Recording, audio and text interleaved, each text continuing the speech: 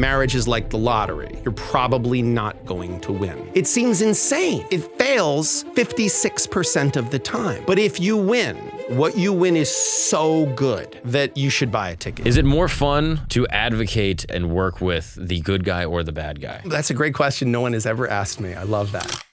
This is James Sexton.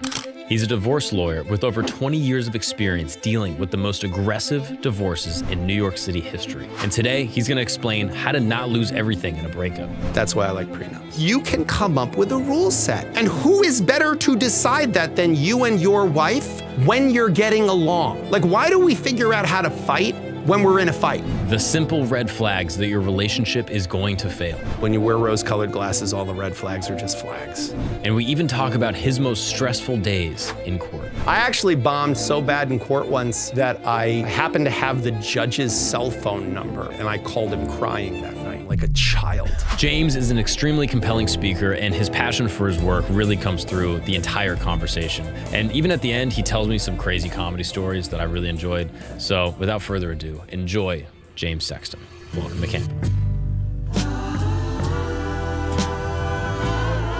Okay, let's talk about marriage. Yeah, all right? let's do it. Is marriage dead?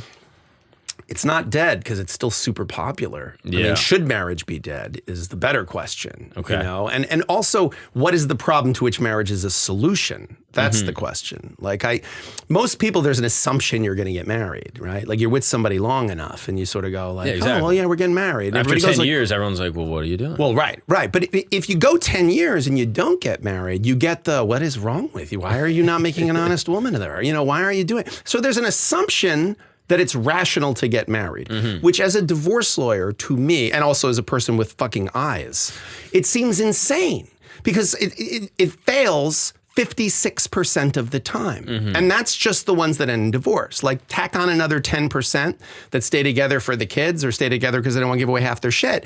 And you're talking about a technology fails 66%, 70% of the time. That's crazy. Put it in perspective. Toyota had a car that the brake lines failed like 0.0001% of the time. They recalled the entire model. Stock price plummeted. And they didn't care because they were like, we cannot take that risk. Yeah. 70% chance you're going to get divorced. And people are like, oh, I assume you're going to want to do that thing. Yeah. As opposed to like, if your friend said like, oh, I'm getting married, you wouldn't be like, why? What are you doing? You guys are happy. Why would you do that?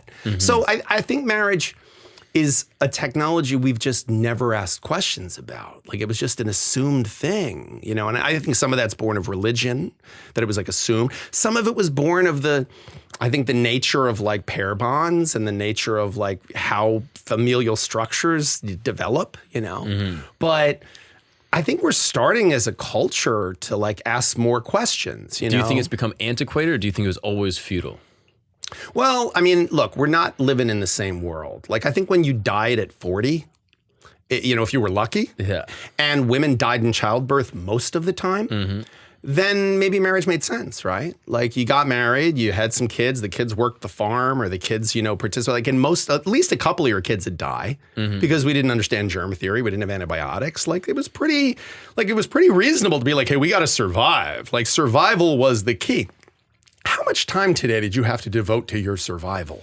Like a couple of seconds, maybe? Like, you know, if you're hungry, the food's right there. Like more than ever. Like they'll bring it to you, you know? So I think that it made sense when the model of our society required, you know, a certain dynamic between people and a certain like, okay, we got to consolidate our tribes and we got to bring our lands together and our families together so we can protect what we have.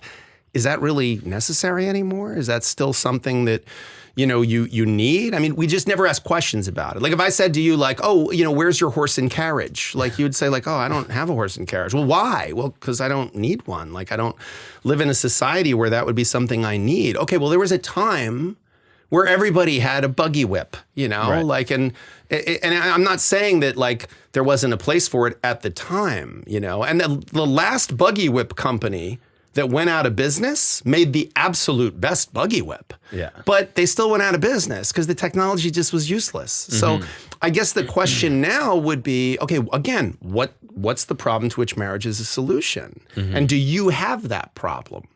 And so what would be the problem in which marriage is a For who? For me? For who? I think it's a personal question. I think there are people that would say, Like people would give you answers like, oh, I think I'm, loneliness. Okay, well, you could be married and be really fucking lonely. And there's actually something really depressing about being married and lonely. You know, it's like being really hungry in a restaurant. Yeah, it's almost more isolating. Yeah, I think it's why I think New York is unique in its depression, because it's like I'm surrounded by people and I feel completely alone. And that's a special kind of terrifying existential angst. Right. If I'm in the middle of the woods in upstate New York and I feel alone, it's appropriate. So I think, marriage, if you say, well, I want to be married because I want companionship. Like, okay, well, is marriage a guarantee of companionship? And is it a guarantee of the kind of companionship you want to have? Like, is marriage tied to our very non-Buddhist desire to cling, to hold on to things, right? To hold on to things that you can't hold on to. Like, I happen to believe that to love anything is a form of insanity, right? Because to love anything is to accept the inevitability of losing it. And nothing drove that more home to me than having dogs. Right. You get a dog, it's just nothing but love. It's the greatest thing, and it loves you so much. Like I aspire to be the man my dogs think I am. But the minute you get them, you're like, okay, this thing owns a piece of my heart now. Yeah, and the clock is ticking and I'm going to lose this thing. Now that being said, I would never trade the joy for not having to felt the loss. Right. Like I'm so grateful. Yeah, I'm so grateful that a good friend of mine passed some years ago unexpectedly in his early 30s. And I remember thinking there are so many people in the world today who aren't feeling the pain of his loss. And I'm so glad I'm not one of them.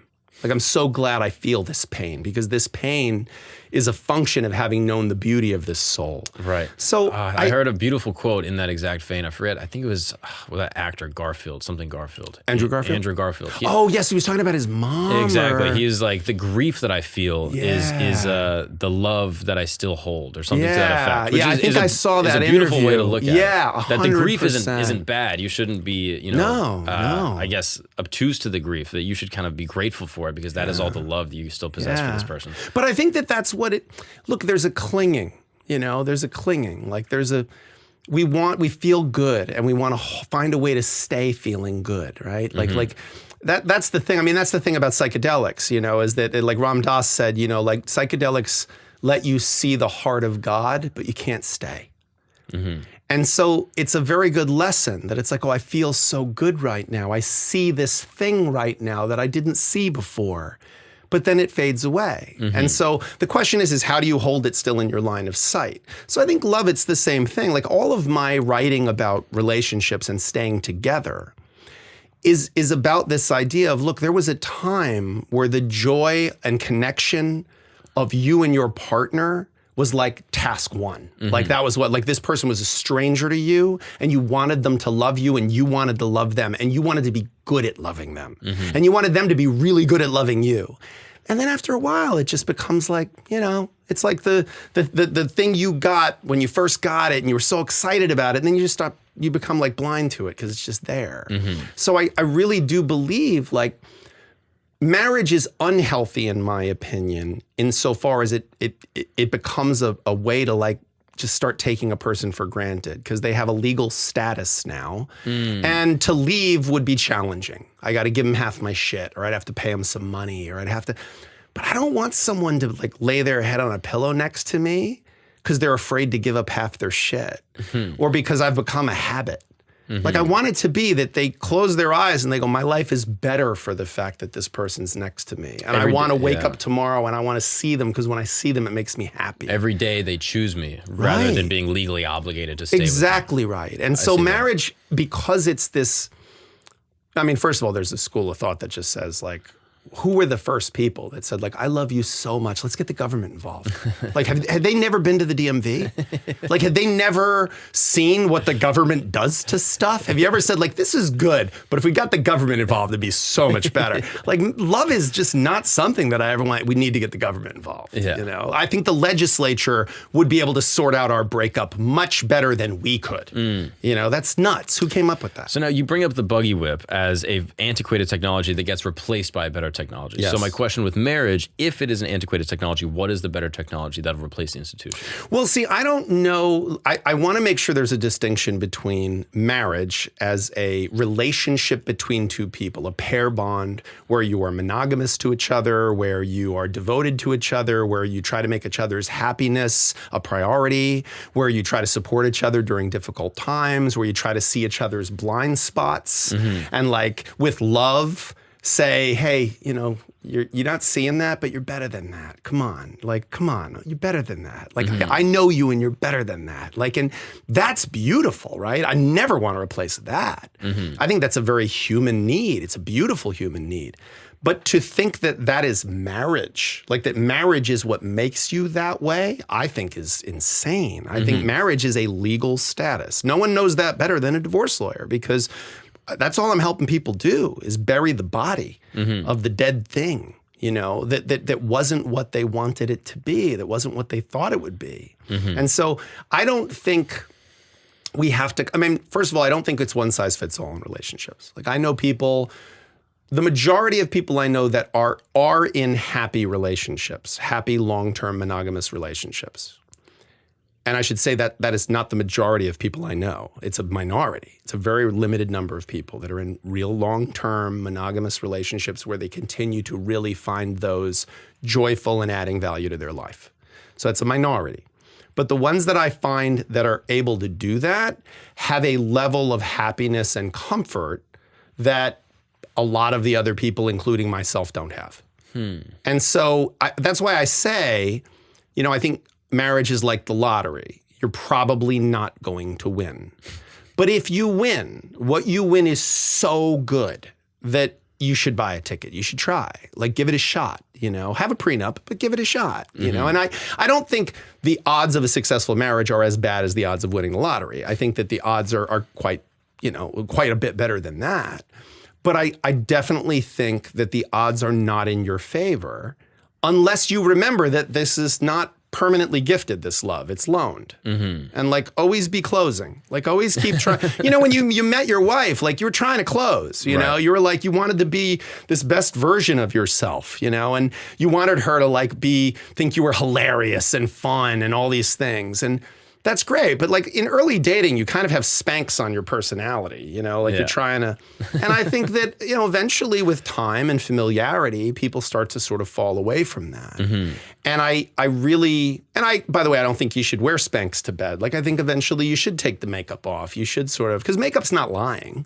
Makeup is accentuating the positive, decentuating the negative. But you're going to see her without makeup on a lot of the time. Sometimes it's lying. Sometimes you've seen makeup and you're like, bro, that is crazy. Yeah. Most of the time it's not. Filters are lying. Filters are straight up lying. Yeah. Makeup is, I mean, the degrees of lying are pretty shocking. Like I've seen a few people that I go like without makeup, you go like, holy shit, it's a totally different thing, you know? But men have beards, so it's even. Men have beards, you know what I mean? Yeah. All you got to see is Drake without a beard. You see Drake without a beard and you go, what happened? Yeah, men's makeup. I know, it really is. Yeah. In my line of work, see, I can't, I always have to look like I just came out of like a 1950s, you know, courtroom movie. Like I have to do because the judges, there's a lot of like old white male judges that they want you to look a certain way. Kind of like a banker from the 70s or something. I was just on a vacation and I didn't shave for the week and I was delightful. It was so great, you know, but then I came back and immediately had to shave because I had to show up in my lawyer costume again. So. No, I get it. But I'm curious about marriage as far as the purpose of marriage. I do think that people have lost the philosophy of what it is for. And maybe the purpose changes from person to person. I think it does. It changes based on your religious background. I mean, there's a lot of people that marriage has a religious definition for them, and that's why they want to be married. For some people, I think it is cultural in the sense that there's a credence to it, right? Like, so if I say, oh, that's my girlfriend, it's like, well, you could be his girlfriend for a week. Like, what does that mean? It could just be somebody you met a couple weeks ago and you're sleeping with. Permanence in the relationship. When you say that's my wife, people are like, oh shit, okay. You know, like you're allowed in the emergency room then, okay? You know, like you're allowed in the room. That's your wife. You're allowed. You know, like, oh no, I got to answer that question because they're the husband. Exactly. You know? You're allowed to hit her in public. It's your exactly wife. Right. Yeah. It depends on where you are actually. Yeah. But no, I mean, you really are given a certain deference when you're someone's spouse. There's this assumption that this is the person most intimately connected to you. And I don't think that that's a bad thing. I think it, but But I also don't know that it's the most mature thing, right? Like, I'm not saying that immature things aren't good. Like, we're sitting in a camp setting. I mean, like, it's fine, you know, like, I think it's good. It's good. Sometimes it's good to be a little immature, especially when you embrace it and you know that, okay, yeah, I'm being childlike now. It's fun. Like, I'm coloring with crayons. I'm eating peanut butter and jelly. It's fucking awesome, you know? It's one of the reasons why I think people love having kids is because they let you be a kid again. They let you see everything with that fascination again. Exactly. It's awesome. So I think in marriage, like, yeah, it's nice to be like, oh, I'm her husband. So that means I'm like the most, but it really is like when you're a kid and you're like, well, that's my friend, but that's my best friend. That's my best friend. And it's rooted in insecurity, I guess. Yeah, like if you said to me as a grown ass man, like, oh, he's my best friend. He's my best friend in the world. You kind of go like, dude, what's wrong with you? Like, it's okay. Like, you could just say we've been friends for 20 years. Just come out, dude. Yeah, exactly. Like, it's just fine. Embrace it. You know, there's parades and shit. You'll have a blast. So I really think that it is I don't want to say immaturity. I understand when a little kid is like, you're not my friend, you're my best friend. Right. They're trying to say, hey, I love you like in this very special way, you know? But I think what you're supposed to as an adult realize that like, oh yeah, you love people in different ways. Like the way you love your mom, the way you love your wife, the way you love your dog, like they're all love, right? But they're a different kind of love. So when you're saying like, this is my wife and I love this person, I understand you're trying to say, I love this person most of all. Of the 8 billion souls on the planet, this is the one I want to hold hands and move through this thing with. And that's awesome. But again, to think that the marriage causes you to feel that way. Yeah, I think that's ridiculous. Yeah, that's mistaking cause and effect in a huge way. It's mistaking correlation for causation in a really dangerous way because the heartbreak that comes from an ugly divorce is like, it has a ripple effect. I mean, on children, on you, your own view of love and yourself, the economic repercussions of divorce. Like, we as divorce lawyers make way more money than we should. Like, it's insane how expensive it is to get divorced. And sometimes clients will say to me like, well, how the hell do people afford to get divorced? And I go, they go through their retirement savings. They burn through the equity in their parents' house. Like, they spend the inheritance they would have received. And that's unbelievable. For what? Yeah, it's tragic. For our desire to be loved and our desire to love, right? Like, it didn't have to go that way. Now, is there any benefit? Because I agree, the desire to want to say, like, that's not my girlfriend, that's my wife, is, I think, immature. And I do think it is insecure. And I don't think it's necessary at all. But I do think that there's a benefit in standing in front of your community, family 100%. And friends, and saying, I'm going to commit myself to this person. Even when things get hard, I'm making a vow to all these people here today that I'm going to really try hard to keep this thing together. And that makes the most sense to me. Like, as explanations for marriage, the idea of a public declaration that this is a person I want to have this very special bond with, and I want all of you, I want to thank you for bringing me here and bringing this person here. Like, so we became who we are because of all of you. Right. And so we're grateful to you. So this is a celebration in that sense. And it's also a public declaration of, hey, if you see me fucking it up, let me know. Yeah. Because I love this and that's why I still get very misty-eyed when I go to weddings. I love weddings, not for like future business purposes. I love a wedding. Here's my card, man. But it really is like the triumph of faith over reason. It's like this like, I sit there and I'm a divorce lawyer. Like, all I do all day is work in the clay of the misery that comes out of this when it goes wrong the majority of the time. And I am still sitting there going like, oh yeah, like it's gonna go for, like, I hope it works for them. Like, it's so lovely to see two people like just love each other so much and bring such value to each other's lives. Like, I don't know, I go a totally rubbery one when I see it. Like, I just love it. I do think that's valuable. And again, I don't think it has to be necessarily within the confines of what we see as like institutionalized marriage in America. I think you can do it without that. I think you can do a symbolic ceremony with your family and friends and say, hey, I'm going to commit myself without getting the government involved. Well, and by the way, like, look, you've been to a bunch of weddings. Did you ever like check the paperwork? Like you watch the ceremony, but did you ever say like, oh, I haven't seen the license? Like, did you ever say to your folks, like, I know you guys say you're married. Could I see the paperwork? Like, I will look into that actually. Yeah, people will not. Yeah, you're gonna start like being like, I'd just like to see. I brought a gift, but before I give you the gift, I would just like to make sure you actually signed where the line was dotted and consummated the whole deal. I go that might be going a little far, but you know what? People are very showy on the internet now. That's a good point. So maybe they would live stream it or something, have like a Nest Cam set up, and make be some like, extra money. oh, look at that. Oh, wow. Okay, sure. That looks, he's got a lot of cardio. That's impressive that he could do that. I do think it's valuable in that regard. But again, my whole thing, I've even told people this, like I grew up very Catholic. I got married when I was 23 years old. Very Catholic. I grew up 23 years old to my high school sweetheart. Nobody does that. Nobody does that. Well, no, people do it. It just doesn't work. Yeah, exactly. Like I married my college sweetheart and it didn't work. Okay. I mean, it worked in the sense that we had 2 great kids and they're adults now, but we also had a friendly divorce. But yeah, it doesn't usually end well. Yeah. It doesn't usually and so end well. people hear that and they're like, what are you doing? Especially in New York. People are like, their minds are just on the floor. Like, why are you throwing But some of that, away? as you said, it's rooted in that religious perspective. It's rooted in that, the way you were raised. I went to Catholic school my whole life. Mm-hmm. I had that view of marriage. Even when I had sort of left the faith, it's still the framing under which I understand the divine. It's still like the metaphor and the stories that I grew up with. Yeah, sure. You know? Your nascent mind is built in with these things. You're never getting rid of that. Exactly. You're never getting rid of that. Like if you're raised in a polytheistic religion forever, God is going to be polytheistic to you. Yeah, like exactly. to me, there'll always be Jesus. That's the cast of characters. It's the metaphor that I see things through. And there's a tremendous amount of beauty in it. Like I don't believe in throwing the baby out with the bathwater. I think, there's some things that need to get put down in religions that I think were the function of the early church. And then there's things that I'm like, that's a beautiful story. Like it's a beautiful, inspirational story. Again, Star Wars is a beautiful, inspirational story. But if you start telling me, if you say to me, the struggle of the Jedi like makes me think that I should rise to the level and be the best I can be, I'm like, fuck yeah, preach, man. But if you say, and by the way, Wookiees are real, I would be like, okay, now you're nuts. Like now you're nuts. Like so, if you tell me, Jesus teaches us that God is a father who loves you no matter what, and that the kingdom of God is within you and all around you.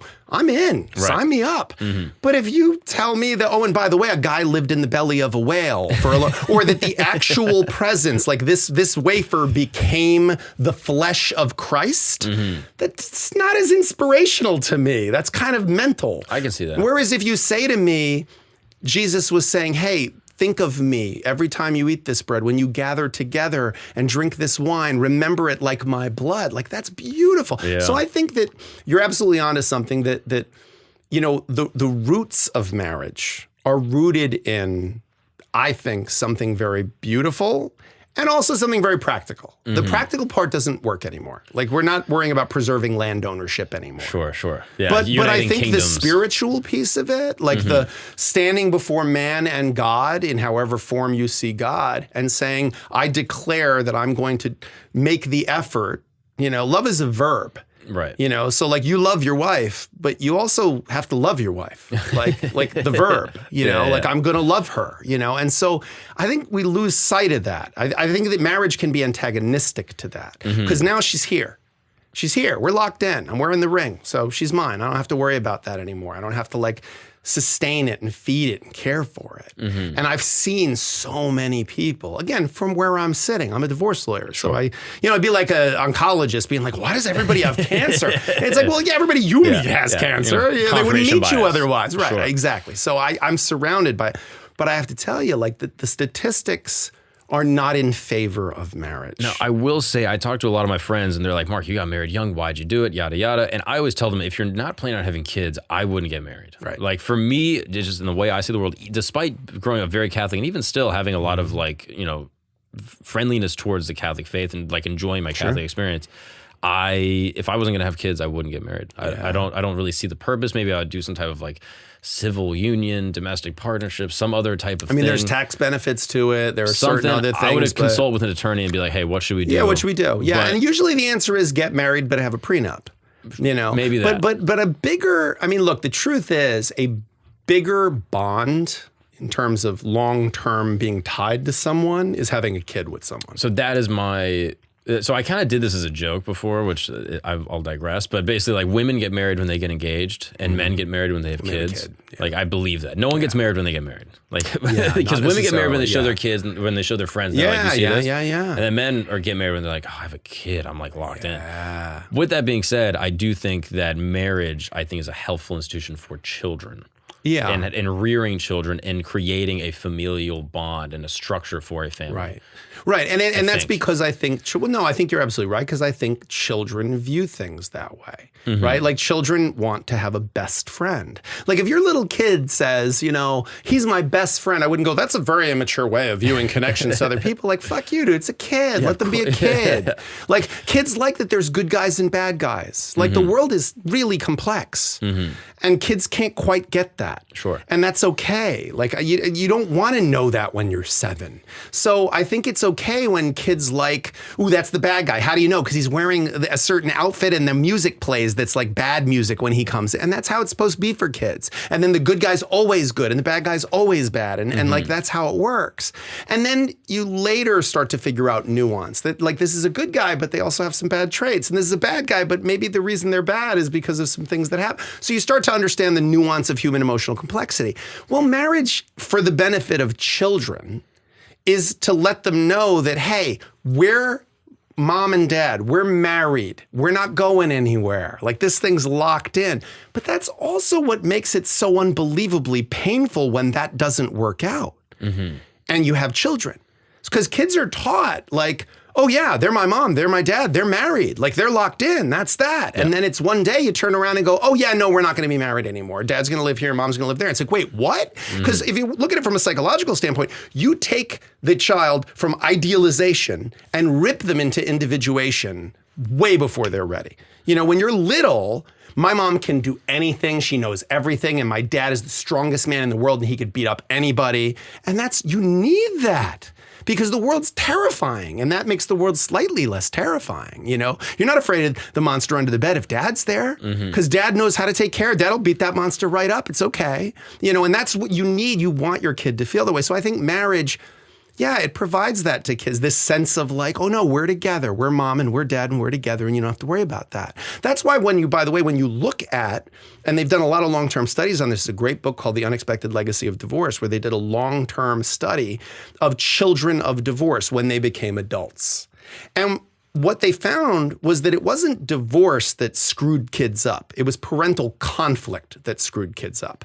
And parental conflict happens to correlate with divorce a lot of the time, right? Because people who don't get along tend to get divorced. But not always. Not always. There's people who are like, oh no, we're married, we're staying married, but we fucking hate each other. Like, and they're, and then there are people that split up.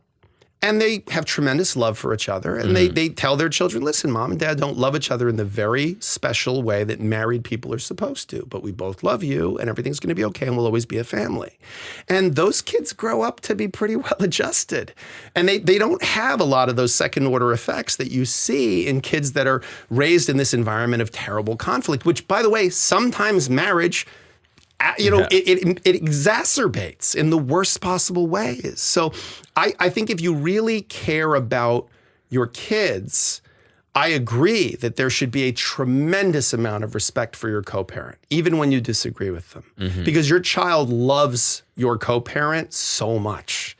And even if you, I have to say, as a man with an ex-wife that I had 2 children with, I didn't always agree with her, but I always was respectful, especially with my sons. I was always like, hey, your mom loves you, and that's your mom, and you show her respect, and that's a real thing, and I don't want to blow my spot up, but my sons are 27 and 24 now. It was my ex-wife's birthday the other day, and I texted them both and said, hey, it's mom's birthday, don't forget, And then later in the day, I texted her and I said, hey, I just wanted to wish you a happy birthday. I hope you have a great one. She's been remarried for 12 years. She texts me back and she goes, oh, thanks so much. Hey, and the boys remembered. And I was like, and I texted back and I said, look at that. I guess we did something right. All the best. Happy birthday. But if you love your kids, of course you want to treat your co-parent with love and respect, even if they're not right for you as a partner. Right. But at the very least, they brought these things that you love into the world. I mean, with a huge sacrifice. And they love these kids, in theory, they love your kids as much as you do. You're the only two people that love those kids that much. It's a small fan club. Yeah. But the problem is that we've got this world now where it's like, it's so in vogue to hate your ex. And it's also like so acceptable to shit talk your ex. And it's kind of like assumed that you don't like your ex. It's assumed that your ex is a bad person. And that seems very odd to me because I just don't know why we don't view relationships like chapters in a long book, you know, like, and we had this certain chapter and then that chapter ends and maybe you find some new love and something different and, you know, that you find something that suits you better. Like I look at my ex-wife and her husband of 12 years and like they're really good for each other. Like he's way better for her than me. And we're totally different, he and I. So like if he's right for her, I'm the wrong one, you know? Yeah. Yeah, I do feel that whenever people are like so vehemently just angry at their ex. It's a bad look. I don't want to victim blame, okay? Yeah. But sometimes I do look at people and they're like, yeah, my ex was a terrible person and he was an awful guy and he would lie and yada yada. And a little part of me is like, I feel like if this person changed so drastically, you should have kind of seen this a little bit before you got into like a 10-year relationship. And it is rarely that. I mean, first of all, I'm always, as someone who does what I do for a living, like I'm amazed and disgusted by how people are always the fucking hero of their own story. Because I just wasn't raised that way. Maybe it's the Catholic guilt thing, I don't know. But like I was never, when I tell the story of my life, I'm not the hero. Like I'm more like a Walter White character. Like I'm very like, I did this right, but then I did this. So it's like, don't get too excited, you know?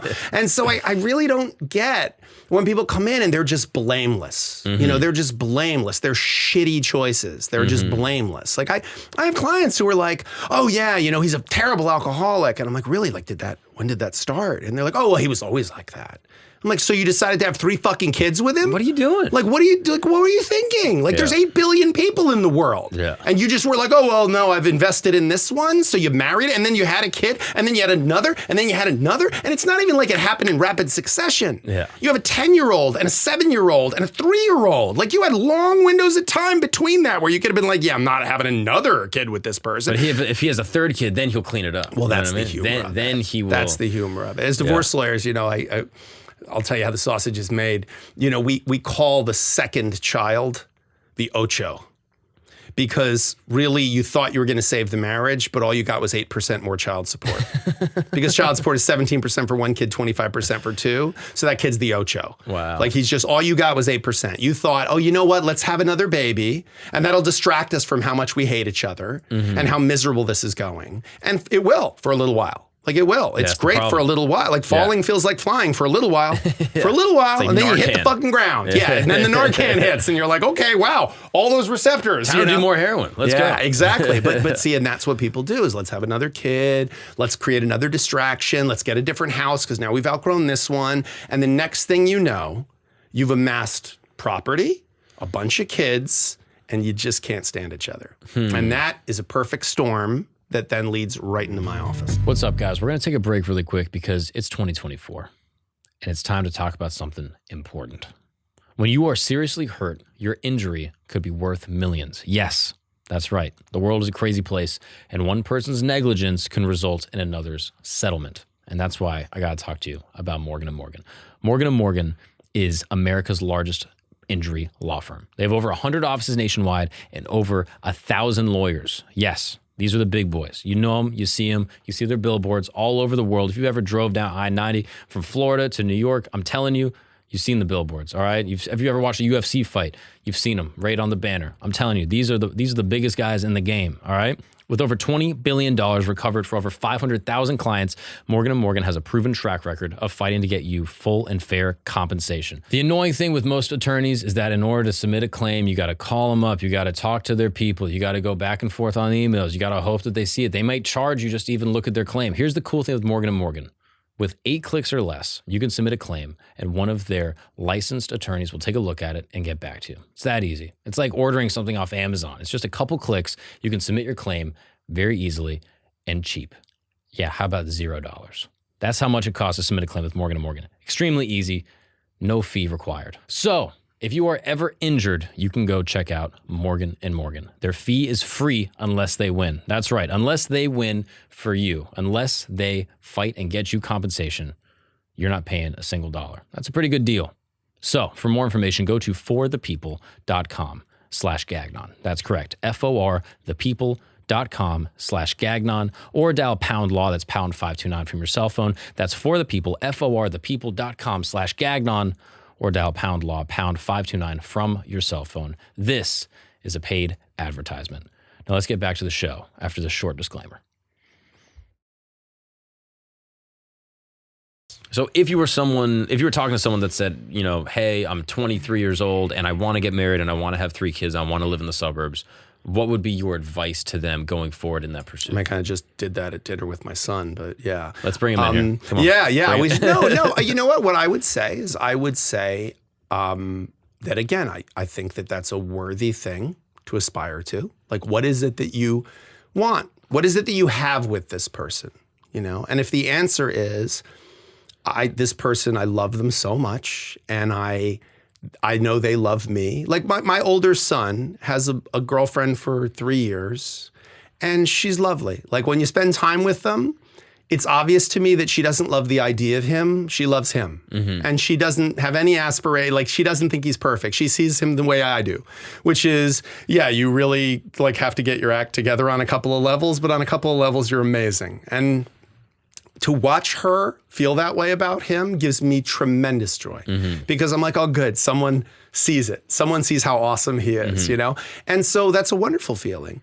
But what are you trying to do with this? Like, is the idea of, okay, we're going to get married because we want to confer certain legal status on this relationship. We want to have certain financial benefits that come with being married. We want to protect certain interests if one of us died or got sick. Like, those are pragmatic, practical reasons to get married.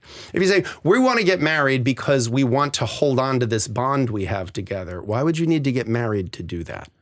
I don't know what like, if it's true for you, okay. Like it might be, you know, we're not all the same, right? Like there are people that say, I want to get a tattoo of my mom's name on my arm. Okay. Were you worried you'd forget it? I mean, legitimately. Yeah. Or is it that you believe that this will remind you every day in a way that putting a picture of her on the glass of the thing you brush your teeth in front of wouldn't do? Like, let's talk about why you're doing what you're doing. Like, and again, I'm not saying what's right for me is right for you or vice versa, but just why are we assuming something that is such a miserable failure for most people is a good thing? Why? If there was a restaurant where I said 70% of the people who eat here get food poisoning, wouldn't you not assume that's the place to eat? Right. You would say, like, maybe you're a betting person who wants to eat there because you got like a Russian roulette vibe going on. Or maybe you're like, hey, listen, but the food's so good that if you don't get food poisoning, it's worth it. And even if you do get food poisoning, it was worth it because it tastes so good going in. So your issue is less with marriage as an institution, more that marriage is a default. Marriage is an assumption. That it should not be an assumption, that when you're in your specific individualized relationship, you and your partner should be looking at this saying, hey, what is the best path? 100%. Listen, the placebo effect is an effect. So if someone says like, oh, when you take this pill, it's a sugar pill, but like people think that, so it has, okay, great. If it works for you, great. Like I know people that microdose psilocybin, and there's plenty of studies that say that at the level of what they're taking, it's totally useless. I know people that take tons of vitamins.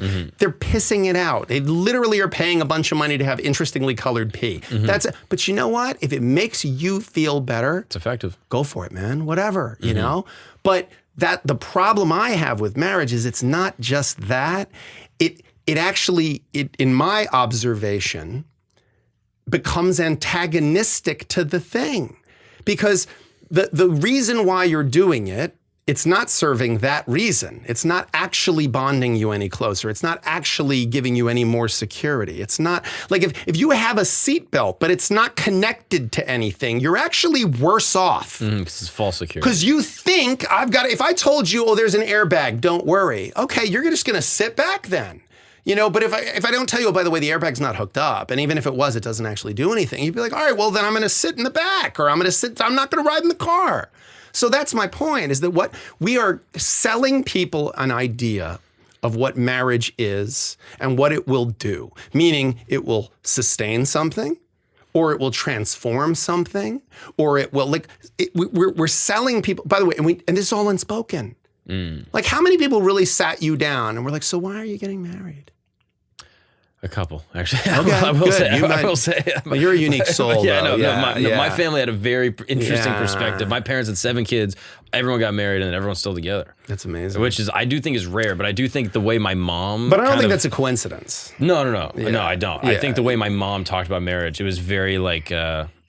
I hate to say this because it sounds loveless, but I do think it's realistic. That the way she described it was very professional. She's like, you need to find someone that you're compatible with, that you are willing to work through things with, that you can really form a partnership with. But wait, how's that love? See, here's what I'll tell you to push back on that. That makes perfect sense to me. And how's that loveless? Because again, the idea socially that we're agreeing is wrong is that. Oh, it's supposed to be this whirlwind of emotions and romance that never goes away, that you guys are sitting in this little But I don't tower. imagine you view your wife as a roommate. No. Okay. So like, I have a friend, very successful physician guy I do jiu-jitsu with. He's handsome as hell, great at jiu-jitsu, easy guy to hate. Because he's like a doctor, he was in med school, he's good looking, he's smart. Yeah, fuck that guy. I was like, I hope he has a small dick, because otherwise I got nothing on this guy. And he was, dating all kinds of women. And then he had an arranged marriage. He's Muslim, he's a very devout Muslim family.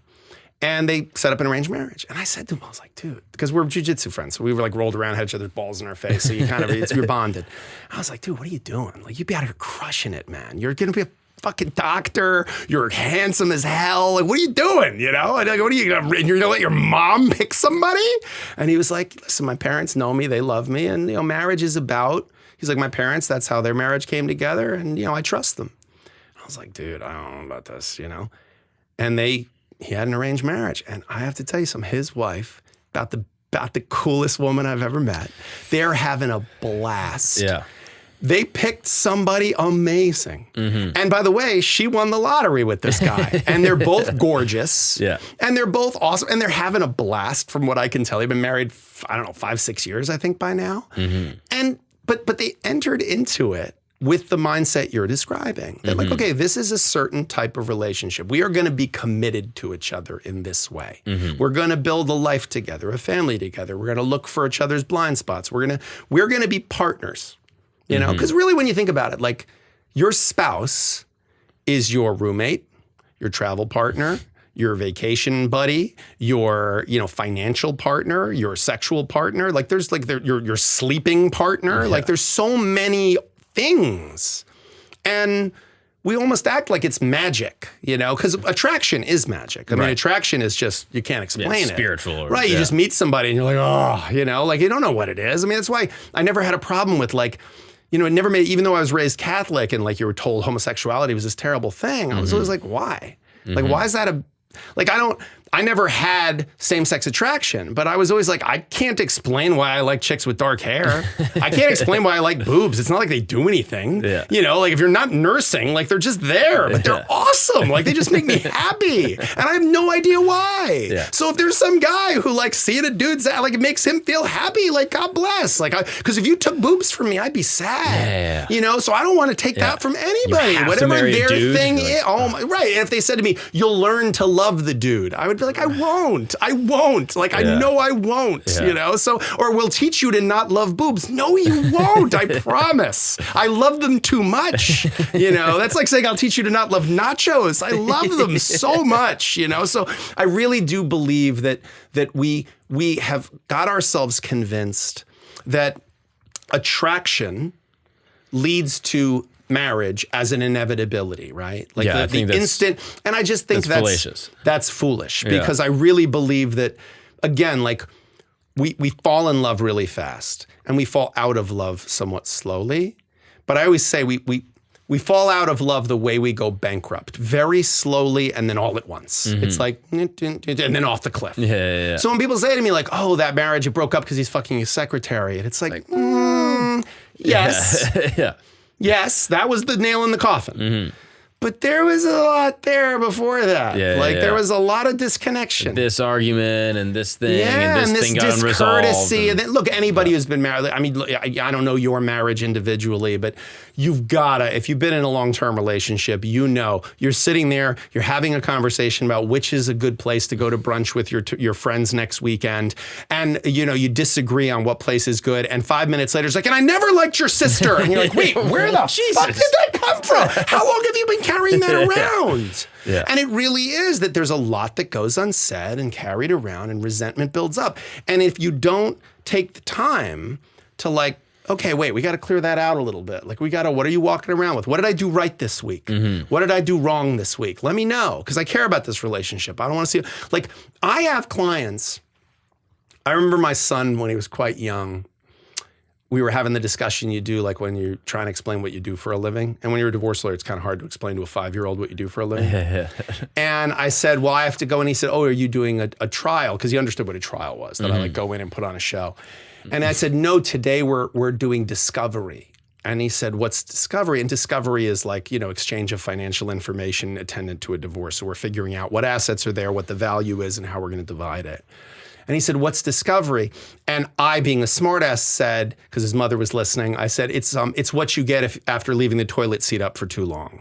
Like, because that's the truth. Like, it really is. Like, you left the cap off the toothpaste for 15 years, and now I'm going to fucking take your head off because I can. Yeah. Like, I've got you in my sights now, and I'm going to murk you. I'm going to pay Sexton $750 an hour to just torture you to death because you annoyed me, and I had to put up with your sister for that long, or whatever it is. Yeah. And I have to tell you, like, there's got to be more creative ways. Like, I've jokingly said, like, we should make divorces should be like, what was that show that Joe Rogan did? Fear Factor.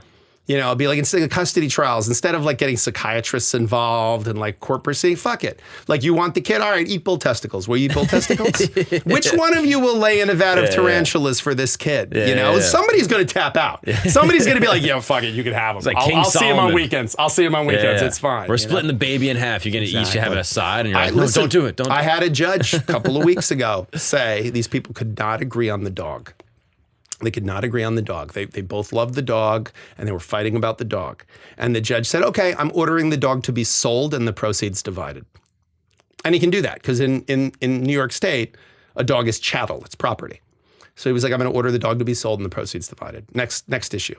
And of course, what happened? We walked out of there and we're like, okay, we're not selling the dog. We have to figure this out. We're going to have, you'll have this amount of time, you'll have that amount of time. Because suddenly there was, like, skin in the game. He literally did, like, a biblical. Yeah, he did, like, a straight up Solomon. He said, I'm ordering the dog to be sold and the proceeds divided. I didn't know people actually still did that. Oh, yeah. And it works. Oh, it worked. That's crazy. Yeah, you can't do it with kids, because you can't say we're going to actually cut the baby in half. They're not chattel. But you are allowed, if it's property, to say, all right, I'm ordering it to be sold and the proceeds divided. And people just go, oh, shit, wait, no. Wow. Yeah. Now, I know you're big on prenups. Love prenups, yeah. Now, when I got married, I was 23 years old. I think I had $8,000 to my name. I didn't do a prenup. Should everyone do a prenup? Or I think so. So even in my case, where I'm like, yo, I got $8,000. Actually, more so in that case. Really? Yeah, because you're at the beginning of something. And when you're building that something, I think it's important for everyone to know what their rights and obligations are. Like, what I like about prenups is, it's the same reason why you want to have a will. You want to have a will because you don't trust the legislature of your state to decide what to do with your property. Right. You don't trust a bunch of politicians who've never met you and don't have your interests in mind to make the rules that govern what happens when you die. Right. You're in charge of that. You get to decide who gets your record collection.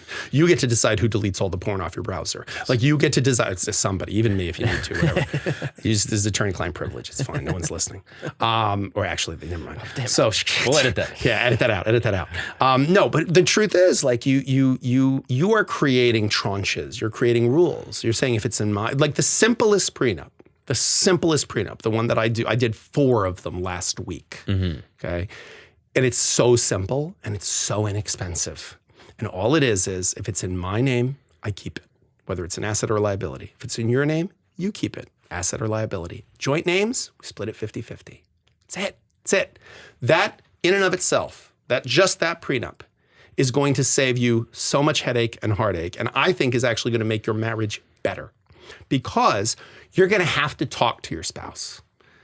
When you get the $1 million contract when they go, this camp thing, we got to buy you out of this thing. We're going to give you $10 million for it. It's brilliant. Okay. Well, you get to decide then, am I going to put it in my name or joint name or how much? And if you put all 10 million in your sole name, your wife has a good reason to go, hey, wait a minute. Why is that? Why are you putting all that in your name? Are you saying if we split up, I don't deserve any of that? You know, because otherwise you're letting the legislature decide. And guess what? When it comes to things like a business, the legislature hasn't figured that out. It just is equitable distribution. So some judges say, yeah, she gets 50% of the value of the business because it was started during the marriage. And some courts say, 25% because she wasn't actively involved in the business. And some courts say, 10%.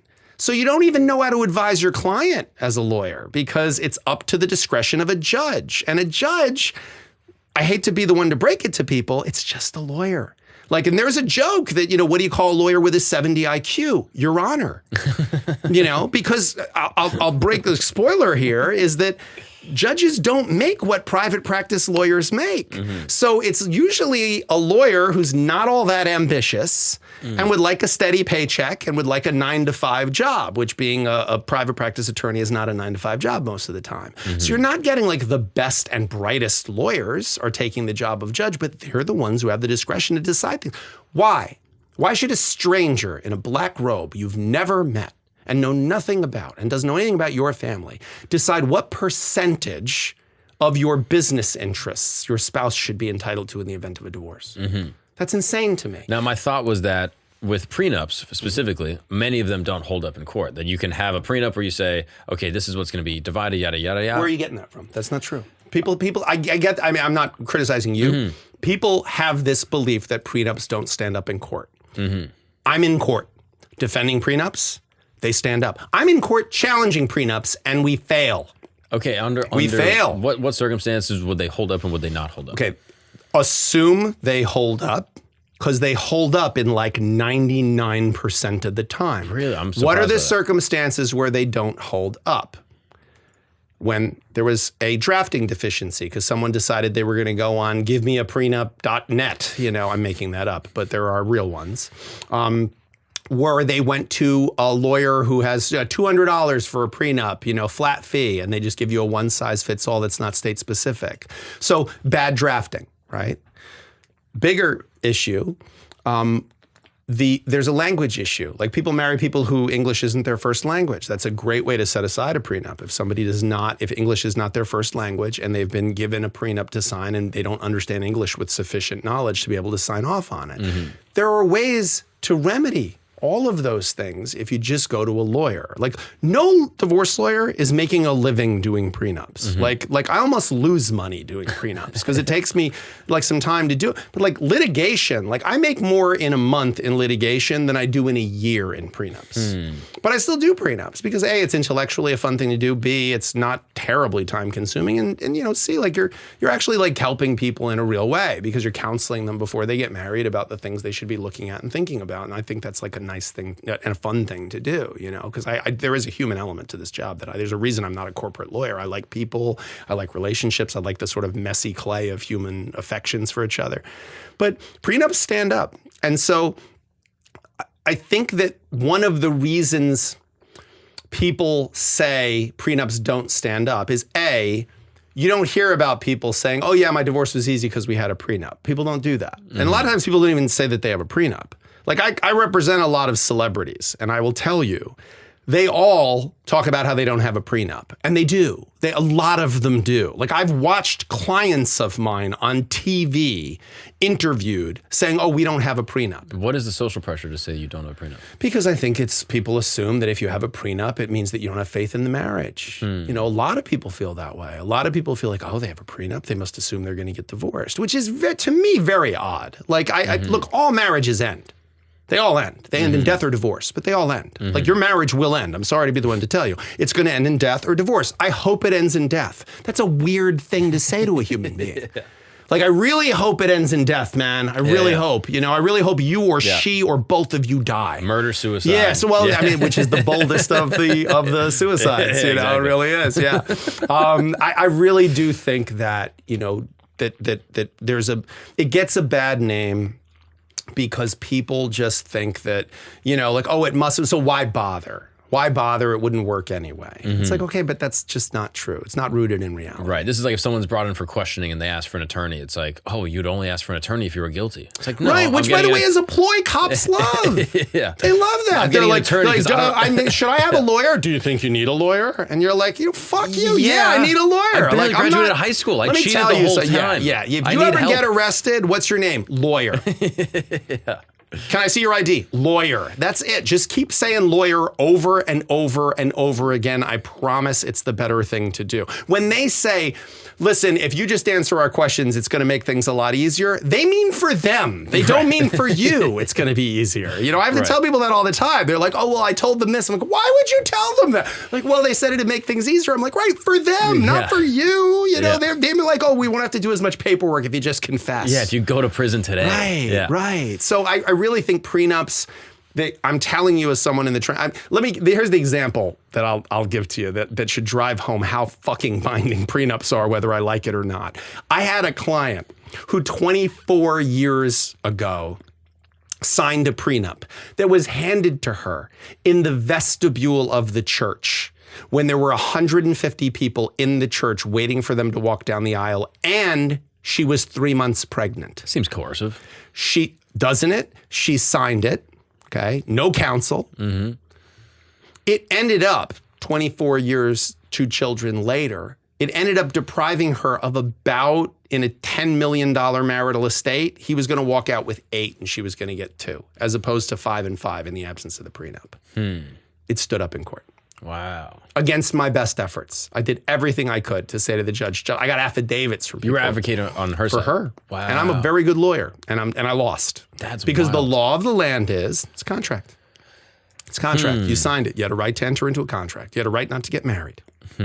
She had a right to say, we're going to walk down this aisle, and we're going to do the ceremony, and then we're not going to sign the paperwork that actually marries us. We're going to go home and have a conversation about this shit you just tried to pull.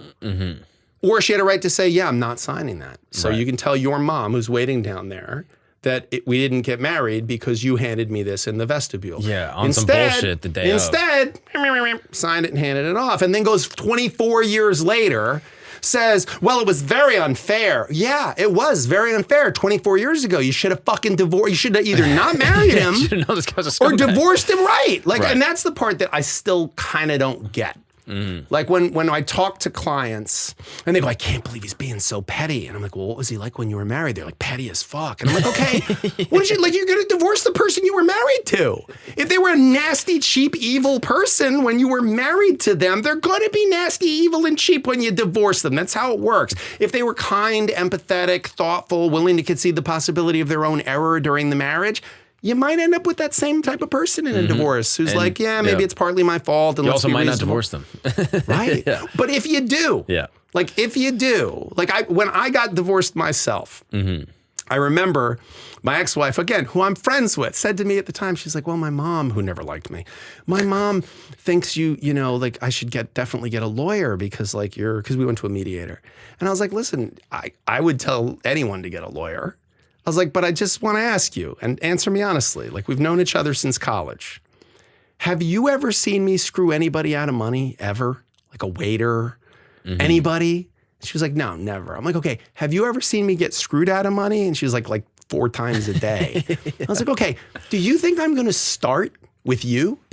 Like, you're going to be the first person, like mother of my kids, who I'm stuck with. I'm going to have grandkids with someday. I'm going to fuck with you. You're going to be the person I go at. Like, come on, really? But that is the old saying, right? The person you divorce, not the person you marry. Do you believe that?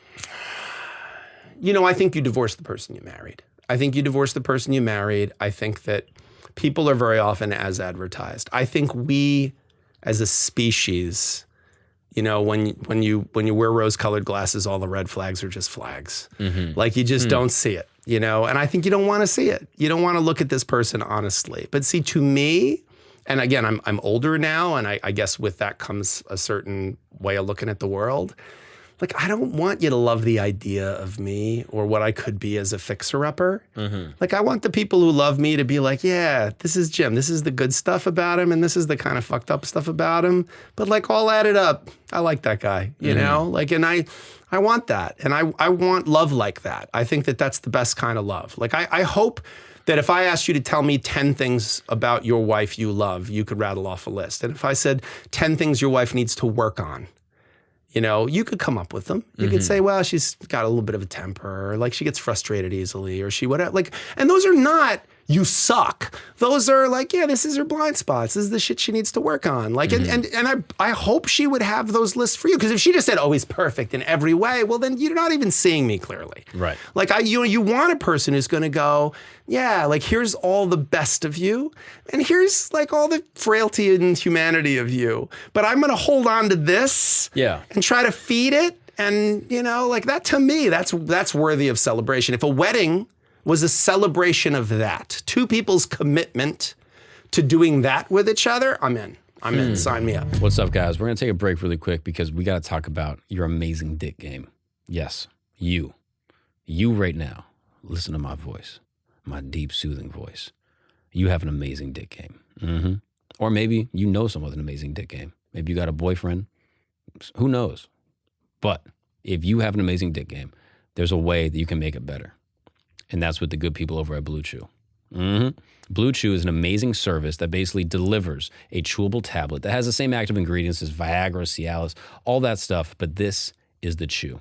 And it's at a fraction of a cost. And it's never been easier to get your hands on the greatest dick game of your life. Never been easier. I'm telling you. You can go to bluechew.com and you can submit all your information to a licensed person, a legit person that will then mail you a discreet, very unassuming, but very, very powerful package. You know what I'm talking about? The powerful package to your home.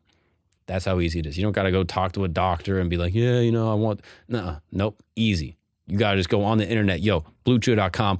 I want to get the best dick given of my life. And that's how you do it. Easy as that.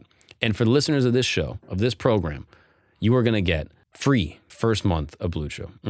You're going to be getting Blue Chew for free. All you got to do is pay $5 shipping. That's a cup of coffee. Black to be delivering that BBC. You know what I'm saying? That's bluechew.com, BLUECHEW.com. Use the promo code Gagnon, GAGNON, and receive your first month for free. That's bluechew.com for more details and important safety information. And thank you so much, Blue Chew. I'm telling you, man, check out this product. Even if you're one of these people that's like, I don't know, I don't really need it. What are you talking about? It could be better. It can always be better. Let's say you're in the 1%, you're about to be in the 0.01% with Blue Chew. Now let's get back to the show.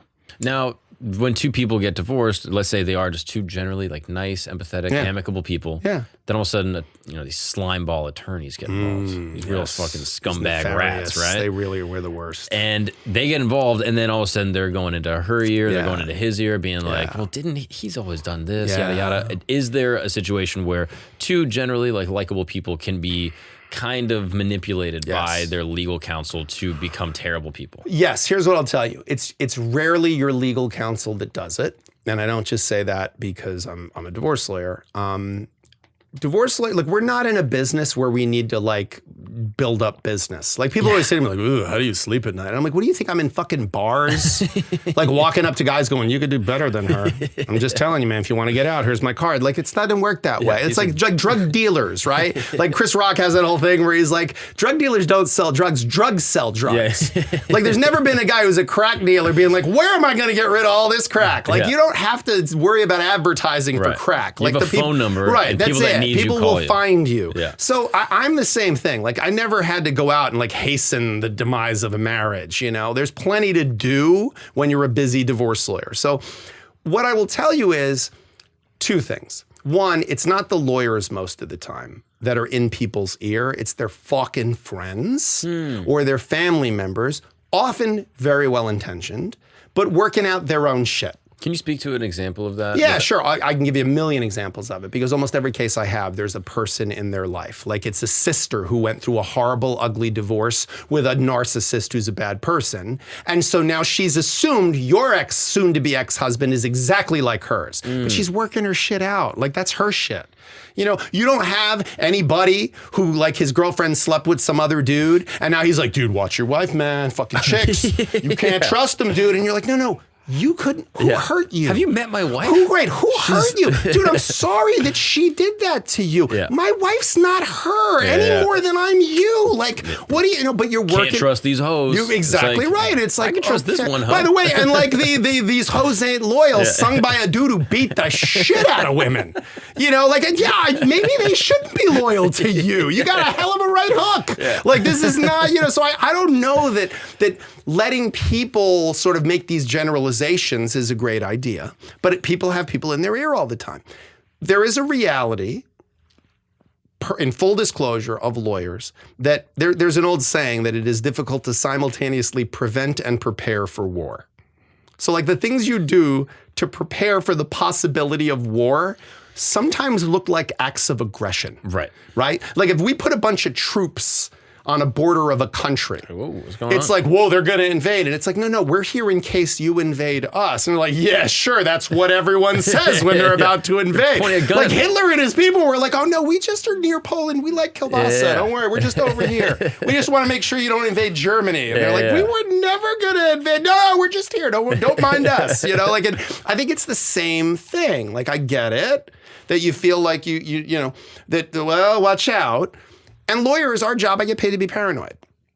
So if somebody says like, yeah, you know, on the bank statement, I saw this other account that he transferred money to, I have to say to them, okay, look, there's a nefarious explanation and there's also a totally benign explanation. So let's be prepared for the paranoid piece, but let's hope for the best. Like, let's assume the worst and hope for the best and try to be pragmatic and practical and a little bit paranoid in a good, like I would rather be pessimistic and pleasantly surprised, but ready if something went wrong, right? It's better to be a warrior in a garden than a gardener in a war. Right. You know, so it's better to have a lawyer and not need it than need a lawyer and not have it. Sure. So I feel like that's a big piece of it.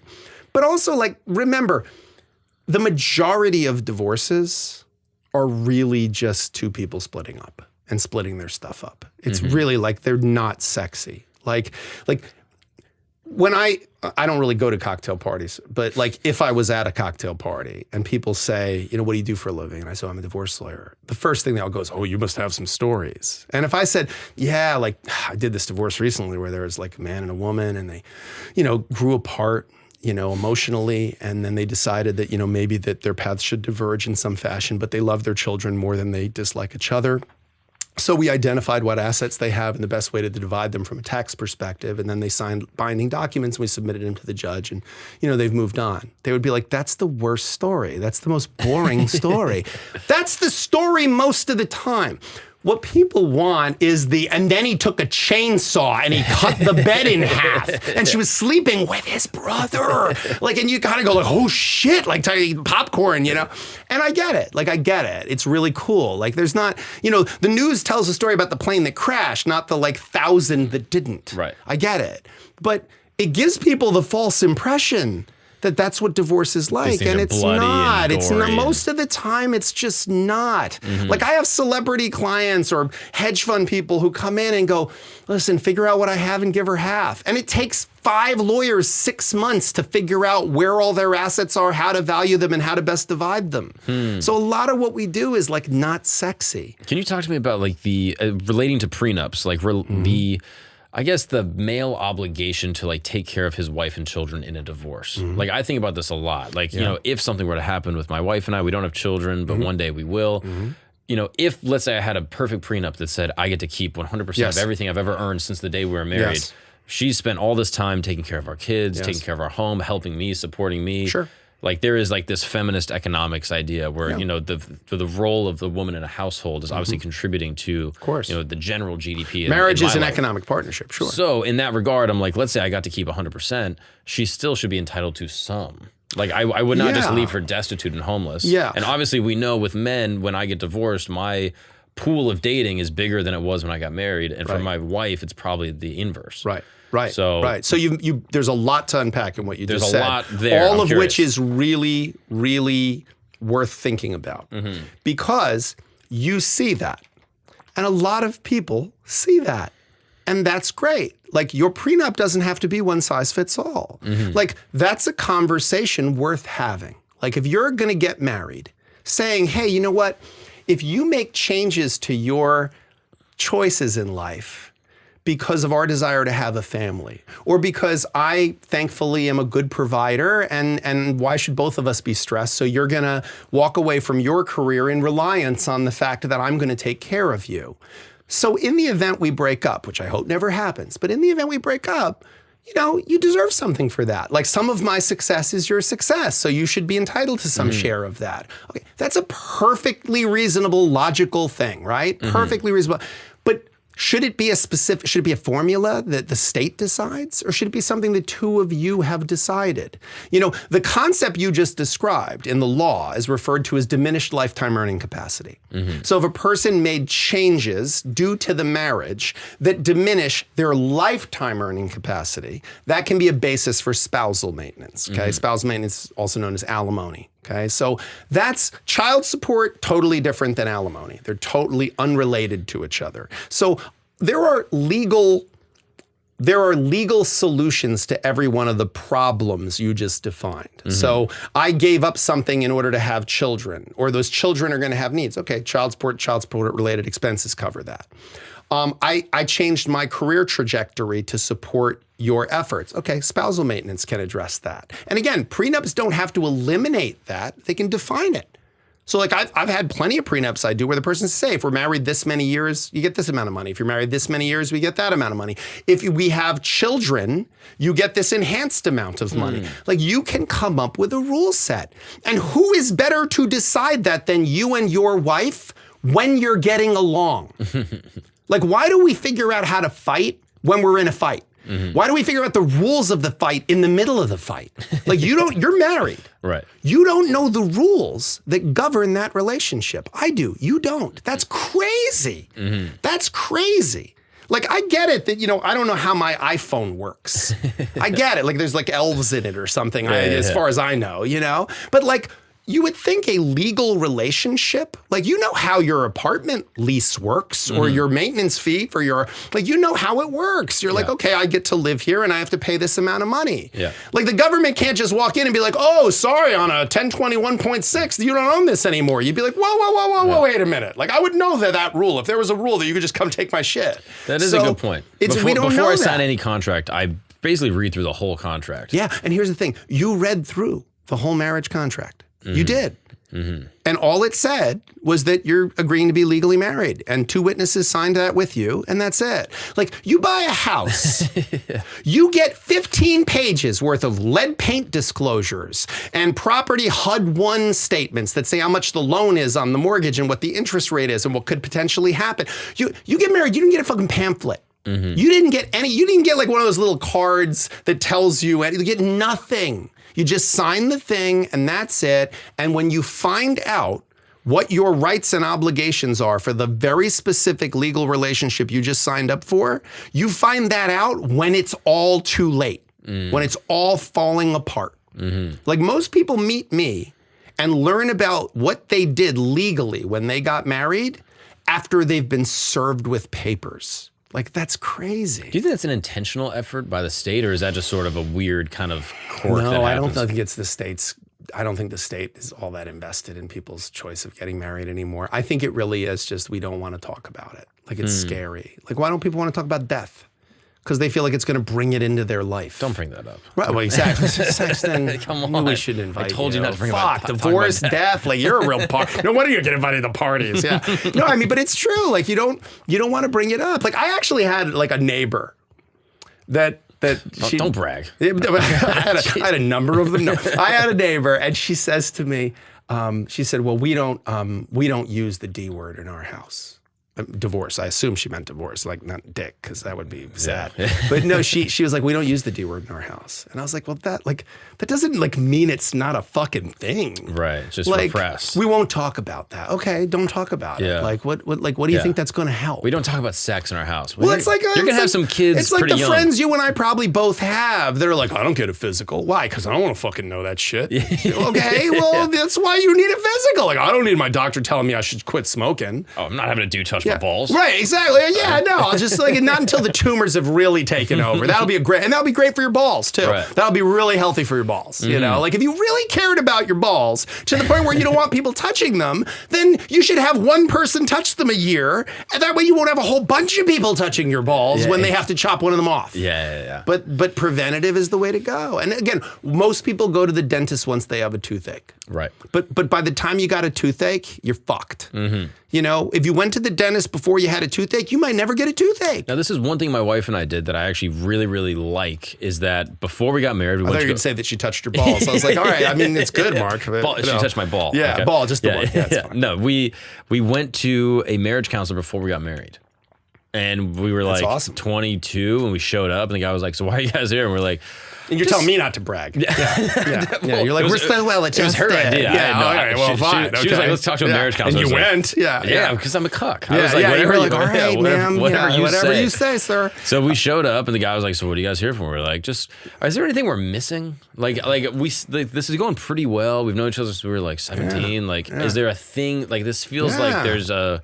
Like the end of the movie's gonna come. There's gonna be a huge turn where it's like, you guys forgot this part. Yeah. And so we did that, and then we went like a couple more times after we were married, like once every 6 months. Yeah. And every time it was like an hour-long meeting, and they were like, what are you guys mad about? And the things we were mad about kind of dissipated, because once we were confronted by like a professional, we were both like, yeah, this is kind of stupid. Or even having to articulate it is sort of like, it's not a big deal. Yeah, like the stuff You ever like try to like, you ever have like a disagreement with your spouse and then like you're trying to explain it to a friend to like have them agree with you, and as it's coming out of your mouth, you're like, yeah, I sound like a fucking idiot. It's like explaining a dream. Right, exactly. Like, no, it was really scary. Yeah, and then you were there, but it wasn't you. Yeah, it's like a whole thing. Yeah. You try to explain an argument, and then by the end of it, you're like, maybe I'm a dickhead. Yeah, I'm kind of an ass. As I'm saying this out loud, I realize I'm an asshole. Yeah, I mean, look, I have to.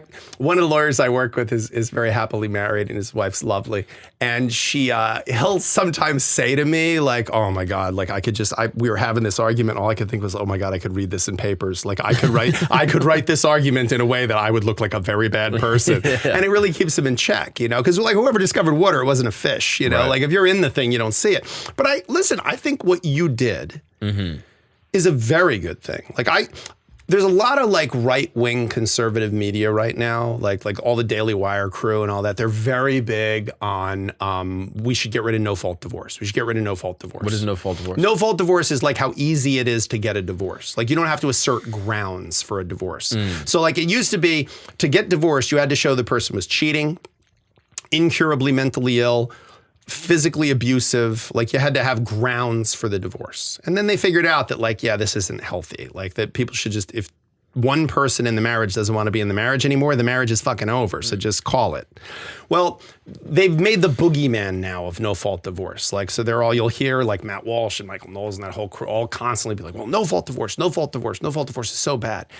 A lot of people are like, we should make it harder to get out of marriages. I don't understand that. And that's not just like my profession talking. Like that's like saying like, you know, there's so many sick people in the hospitals. We got to get rid of hospitals because it's clearly making people sick. And it's like, no, that's just where they end up.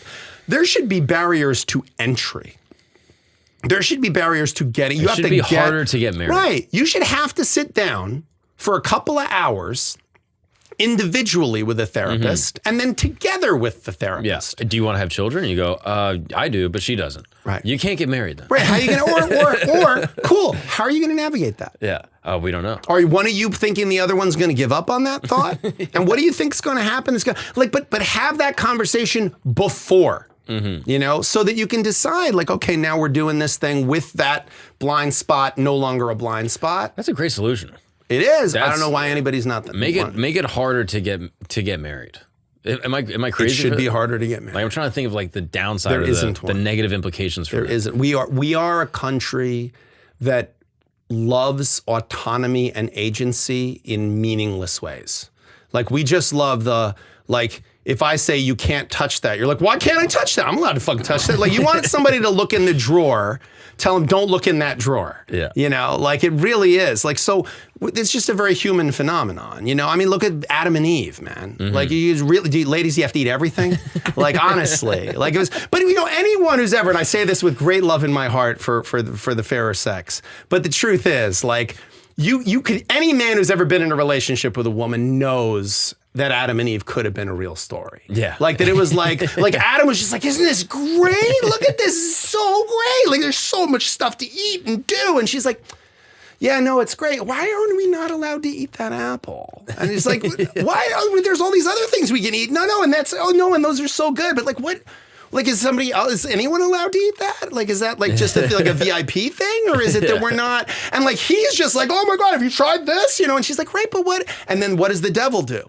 The devil just comes down and gets next to her, like the gay best friend. And he's like, yeah, what's the fucking deal with the apple? And she's like, right, what is the deal with that apple? Like, why can't I? He's just like, I don't know. Like, I think only very special people get to eat the apple. And she's like, oh my God, I'm very special. What do you? And meanwhile, he's over there like, oh, look, they have asparagus, you know? And he's like, everyone, and she's caught. And then what does she do? She takes it and she goes, try this. And he's like, wait, isn't that the apple we're not supposed to? No, it's fine. It's fine. You know, oh, all right. You know, and it's like, this story makes sense. Yeah. And I think it's the same thing. Like, I think that's how people don't get prenups. That's actually how people get married, I think. And like, if you said to someone, there's a barrier to marriage now, you're not allowed to get married unless you take this test. Why? Why? Who are you to tell me that I have to take a test before I get married? I know when I'm ready to get married. Okay. Like everybody, see, one of the things Ram Dass said, I think I quoted Ram Dass twice in this interview, it's pretty good. Yeah. Ram Dass said he did hospice work for a period of time. And I did hospice work for a period of time, so I always really kind of respected that about him. And what he said is that to be in the presence of death is to be in the presence of truth. And I found that in my own work as a hospice volunteer in my 20s. To be in the presence of divorce is to be in the presence of truth. No one meant to get divorced. In our performative society where everyone has got their significant other on the Instagram, hashtag blessed. Meanwhile, they're in my office the week before and they're cheating on their partner and all this other, but like performatively, publicly, oh, we're great. Oh my God, I hate him. Like it's sort of, you know, but until it falls off, it's like every celebrity marriage. They're like, no, we're great. Those are rumors. Yeah, we fucking hate each other. We're getting divorced. What? You know? So I really think that early in the relationship, no one wants to think about the possibility that the thing's ever gonna end. What's up, guys? We're gonna take a break really quick because I need to tell you about one of my favorite new products in 2024. It's called Zippex. Yes, Zippex is a nicotine-infused toothpick. Now, if you know me, you know I like to indulge in a little bit of nicotine from time to time, okay? That's true. I don't like to smoke it. I don't like to vape it. Obviously, those things are very bad for your lungs. They're bad for your health. They make you feel bad when you work out. Not good. But nicotine on its own has been proven in scientific trials to actually improve neural communication, improve cognitive function, improve sharpness, improve mental clarity. Look it up. It's very, very interesting research. Anyway, back to Zippex. This is a nicotine-infused toothpick, okay? This is probably my new favorite way to get my little kick of nicotine. It's absolutely amazing. And it's great because you can use it anywhere at any time. It's very, very discreet. You just pop it in and immediately you're getting whatever flavor you've purchased. This one right here, peppermint watermelon. Tastes amazing. They have 6 different flavors. They're all fabulous and they all do the trick. Zippex is great for a couple reasons. If you're like me and you don't like to smoke or vape, Zippex is probably my favorite way to deliver that nicotine fix right to your body. It feels absolutely amazing. It looks cool. And also on top of that, I sometimes get food caught right in this little tooth right here. I always carry flossers with me. I always carry toothpicks with me, but now I have 2 in 1. Boom. After dinner, I'm getting a little fix and I'm getting food out of my teeth. I mean, that's a win-win right there. 2, it looks cool. It's discreet. While you're driving, you pop a Zippex in. You're feeling good. You're cleaning out your teeth. What do you want more than that? Secondly, if you're someone that maybe does smoke, maybe you do use vapes, maybe you do use cigarettes, you're going on a long flight. You're going to be stuck somewhere. You're going to be at a funeral. You're going to be at a wedding. You're going to be a baby shower for your baby. And you can't be ripping cigs at your own baby's baby shower. I mean, that looks insane. So what are you going to do? Pop a Zippex in. Now you're getting your nicotine fix and you're feeling good. Now, what if you're someone that doesn't even like nicotine? Zippex has something for you as well. They have B12 and caffeine-infused toothpicks if you're not a nicotine user or you're trying to get away from your nicotine habit. That's totally fine. Zippex has helped tens of thousands of customers in leading a way to a healthier lifestyle that, you know, maybe they currently vape or use cigarettes. and they can probably help you too. Make your lungs happy and try Zippex nicotine toothpicks. Ditch the cigarettes, ditch the vape, get a nicotine-infused toothpicks, okay? Here's what I want you to do. I want you to go to zippextoothpicks.com today. Get 10% off your first order by using the code GAGNON, Gagnon, at checkout. Your lungs will be glad that you did. You must be 21 years old to order, and I just want to say this as a warning, nicotine is an addictive chemical. Zip more, smoke less with Zippex nicotine toothpicks. Now let's get back to the show. So how do you bring up that conversation? There's someone listening to this right now, driving their car. They're about to get married in like 6 months. They already proposed. Their wife is, or their fiance is getting everything prepared. They're picking out cakes and the whole deal. And he's like, oh man, maybe I should bring it up to her. I think you're most alive when you're in the presence of death. I think that when you get sick, when you have a bad cold, right? All you can think is, oh my God, if I could just breathe through my nose. If I could just breathe through my nose, I wouldn't want anything else in the world. And then you get over the cold, and for like a day or two, you go, oh, this is so great. But like you didn't wake up today and go, I don't have a cold.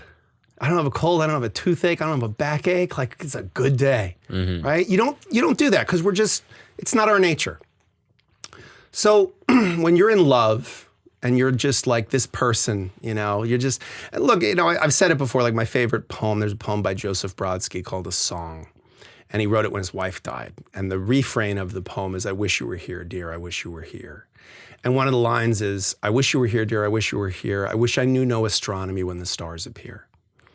And I think that, I always love that line because I think that once you know what the stars are, they're not quite as magical anymore. They're not quite as beautiful anymore because you know the reality of them, the science of them, the math of them. But I don't think, even though I know the stars are a ball of gas and that the light is reaching us from it, like it's still beautiful. Like it's still beautiful. Like, and love, like maybe it's an economy. Maybe it's a delusion brought on by inadequate lighting. Maybe it's a sign of our human frailty and our desperate desire to just hold on to someone else and feel safe in a world that's not safe and in which we have very little control, right? Maybe it is a divine I don't know. Like we'll never know maybe. Like maybe when we die we'll know. I don't know. But whatever it is, I think we all agree it's really important. It feels really good, like there's parts of it that feel really good. Nothing can make us feel so alive and nothing can make us feel so fucking awful as love, as romantic love, right? So I'm a fan of truth. I'm a fan of looking at things honestly.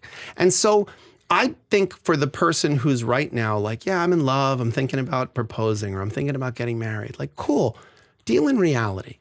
With yourself. First, have a conversation with yourself about why. Why do I want to get married? What do I think marriage will bring? Do I think it will create a frozen in time us that nothing can take away? Because that's a delusion. It's an illusion. But there's value in thinking about that. Because if what you're saying when you say, I got married because I love this woman, I love how I feel about her right now and how she seems to feel about me. Okay, cool. Make that your baseline. Like, honor that, acknowledge it. Say, yeah, babe, this is the baseline. Like how much sex we're having right now or how much we're enjoying it right now, that should be our baseline. And if we start to slip off of that, we should love each other enough to say, hey, this thing's so important to me that we're slipping off the baseline and I don't want to. And I don't say that to you because you're doing something wrong. I say it to you because I love this baseline. I want to stay here. So I don't want to lose it. I don't want to, you satisfy me. I don't want to ever look at another woman.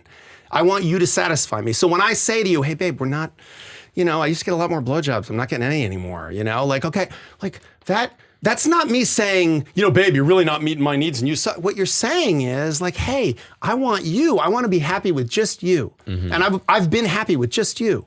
And if something's changed, that now we have to change the dynamic. Okay, let's talk about that. But let's not just let it happen by default, right? So I think that person who's thinking about getting married, first have a conversation with yourself about why, what do I want? And is it realistic? Then have a conversation with your partner about the fact that, hey, we're signing on for this thing that fails more than 50% of the time. So the odds are against us. So what's going to make it different for you and I? Like, what can we do to make sure we're going to disagree about something at some point? So let's talk about that now while we're getting along. Are you the kind of person that can't go to bed angry and you need to get this shit sorted out before you can sleep? Or are you the kind of person that needs like a minute, before you have this discussion. You need to formulate your thoughts. Because if we're different in our argument style, the time to learn that is not when we're in a fight. The time to learn that is while we're getting along, right? Like, how important is sex to you? If it's really important to you, you should know that. If you're married to a dude who's like, yeah, whatever, man, like bang me once a week and I'm good.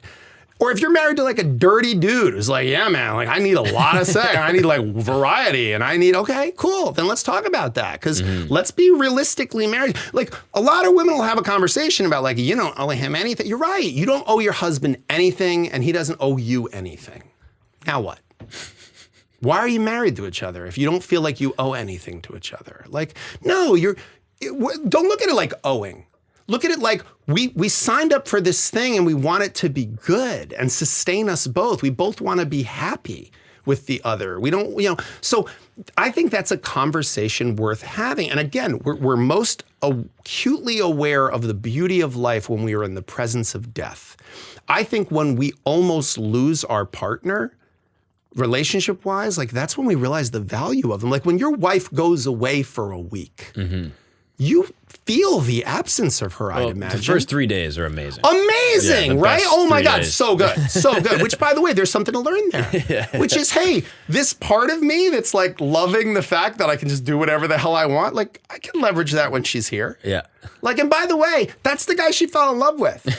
Like the guy she fell in love with was like a dude who liked to do his own thing. Like, so, that's okay. But like, day 4 and 5 gets a little sad. Day 4 and 5, you start to be like, oh man, like I kind of like, and like you get a whiff of her stuff. Like I'm in a relationship and I walk past her closet and I go like, oh, I like that smell of her. And I'm eating over the sink alone. Yeah. And you're kind of like, oh yeah, there was a reason I stopped being this guy. Yeah.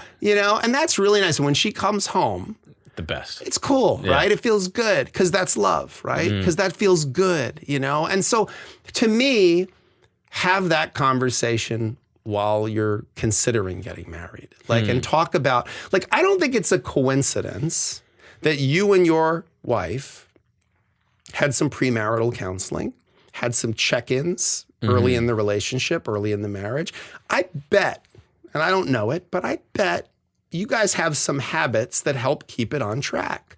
I'm sure that you check in some way. I'm sure that you have some way of like paying attention. Like just pay attention. Most of the time, that's all that's necessary is to pay attention. Like just to notice like that, oh, she's, because we all, listen, we're all in relationships where it's like, hey, are you okay? Yeah, I'm fine. Okay, you're not. Yeah. You're not. Maybe you want to say you're okay and you're not ready to talk about it. That's okay.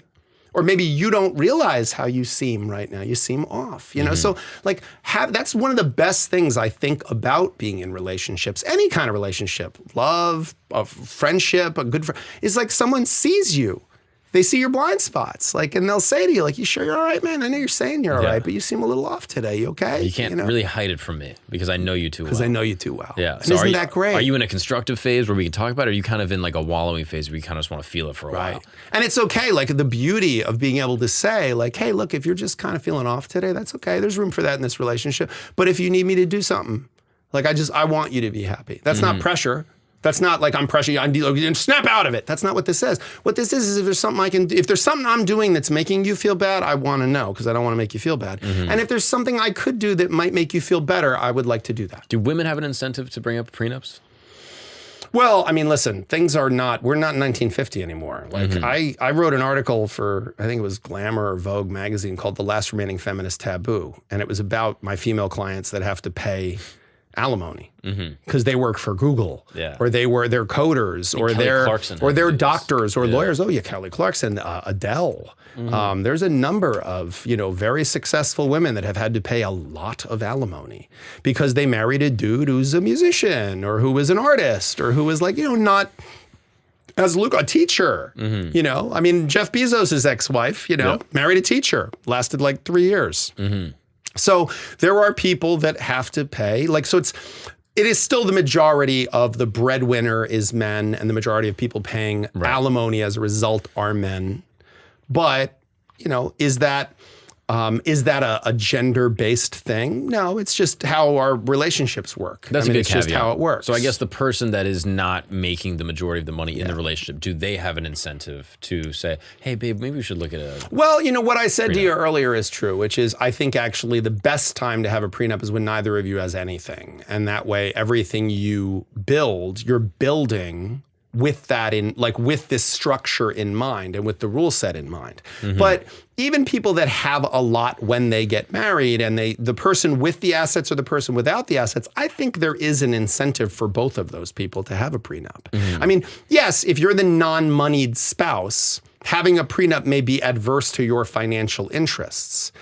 But I think it's also positive in terms of knowing that this person knows the reason you're with them is not a financial reason. And also that you know this person's not staying with you because they're afraid they're going to have to give up half their shit. You know, like I don't want someone to be married to me because they're afraid of divorcing me. I don't want someone to stay married to me because it's lucrative to be married to me. I want you to be married to me because I bring value to your life and you bring value to mine. That makes sense. Yeah. Is it possible, like you are obviously a good attorney, so when you're creating a prenuptial agreement, you're creating the most fair and equitable situation between these two parties. Now, not all attorneys are so good. Yeah, I'm not doing that. I'm supposed to do what's best for my client.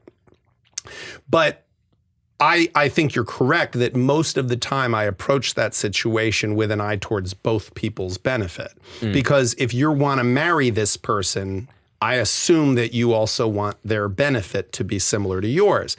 But I have clients that are like, oh yeah, I want you to give her as little as humanly possible. And my mandate then is to protect that client's interest. Because only my client, I'm not an attorney for the situation, I'm an attorney for a person. Fair. So yeah, I mean, but I will advise, like I have women who come in, I review prenups all the time where I didn't write it. Person got handed a prenup by the person they were engaged to and they come into my office and they go read this prenup. And I'll sit there and I'll go, yeah, you're absolutely screwed if you guys get divorced. Like if you sign this prenup, you're absolutely screwed if you get divorced. He's got you waiving alimony, dividing all assets. He keeps everything that he earned unless it's in joint names and he has no obligation to put anything in joint name. Seems unfair to me. Totally unfair. It will be unfair in its practice, not in its formation. Right.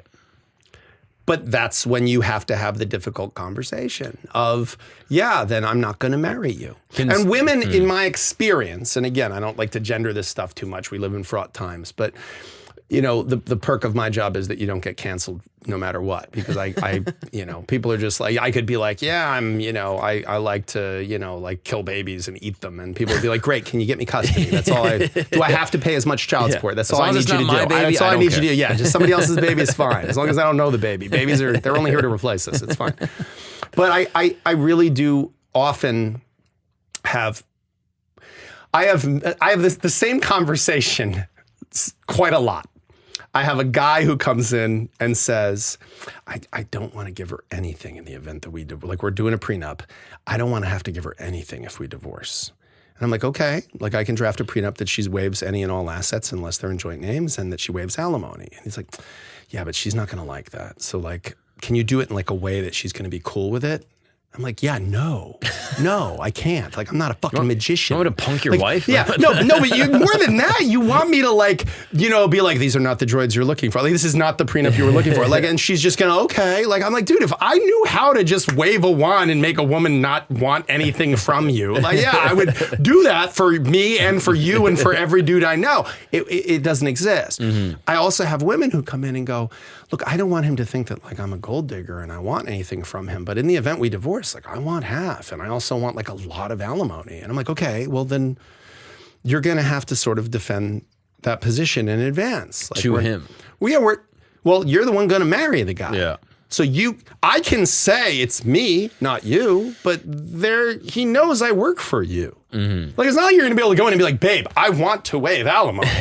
But this fucking Sexton, he won't let me do it. He will not. He was like, because I'm a lawyer. You could fire me. They know that. They know that you could fire me, and it's not like I'm the only divorce. Like, it's not like if I quit being a divorce lawyer, the people in the city of New York could be like, fuck, I guess we got to stay married. Like, it wouldn't happen, you know? Like, a mortician's, you know, quits his job. It's not like people are going to stop dying. Like, it's just how it is. So, like, I will eventually stop practicing matrimonial law, and people will still get divorced, you know? So the game will drop me.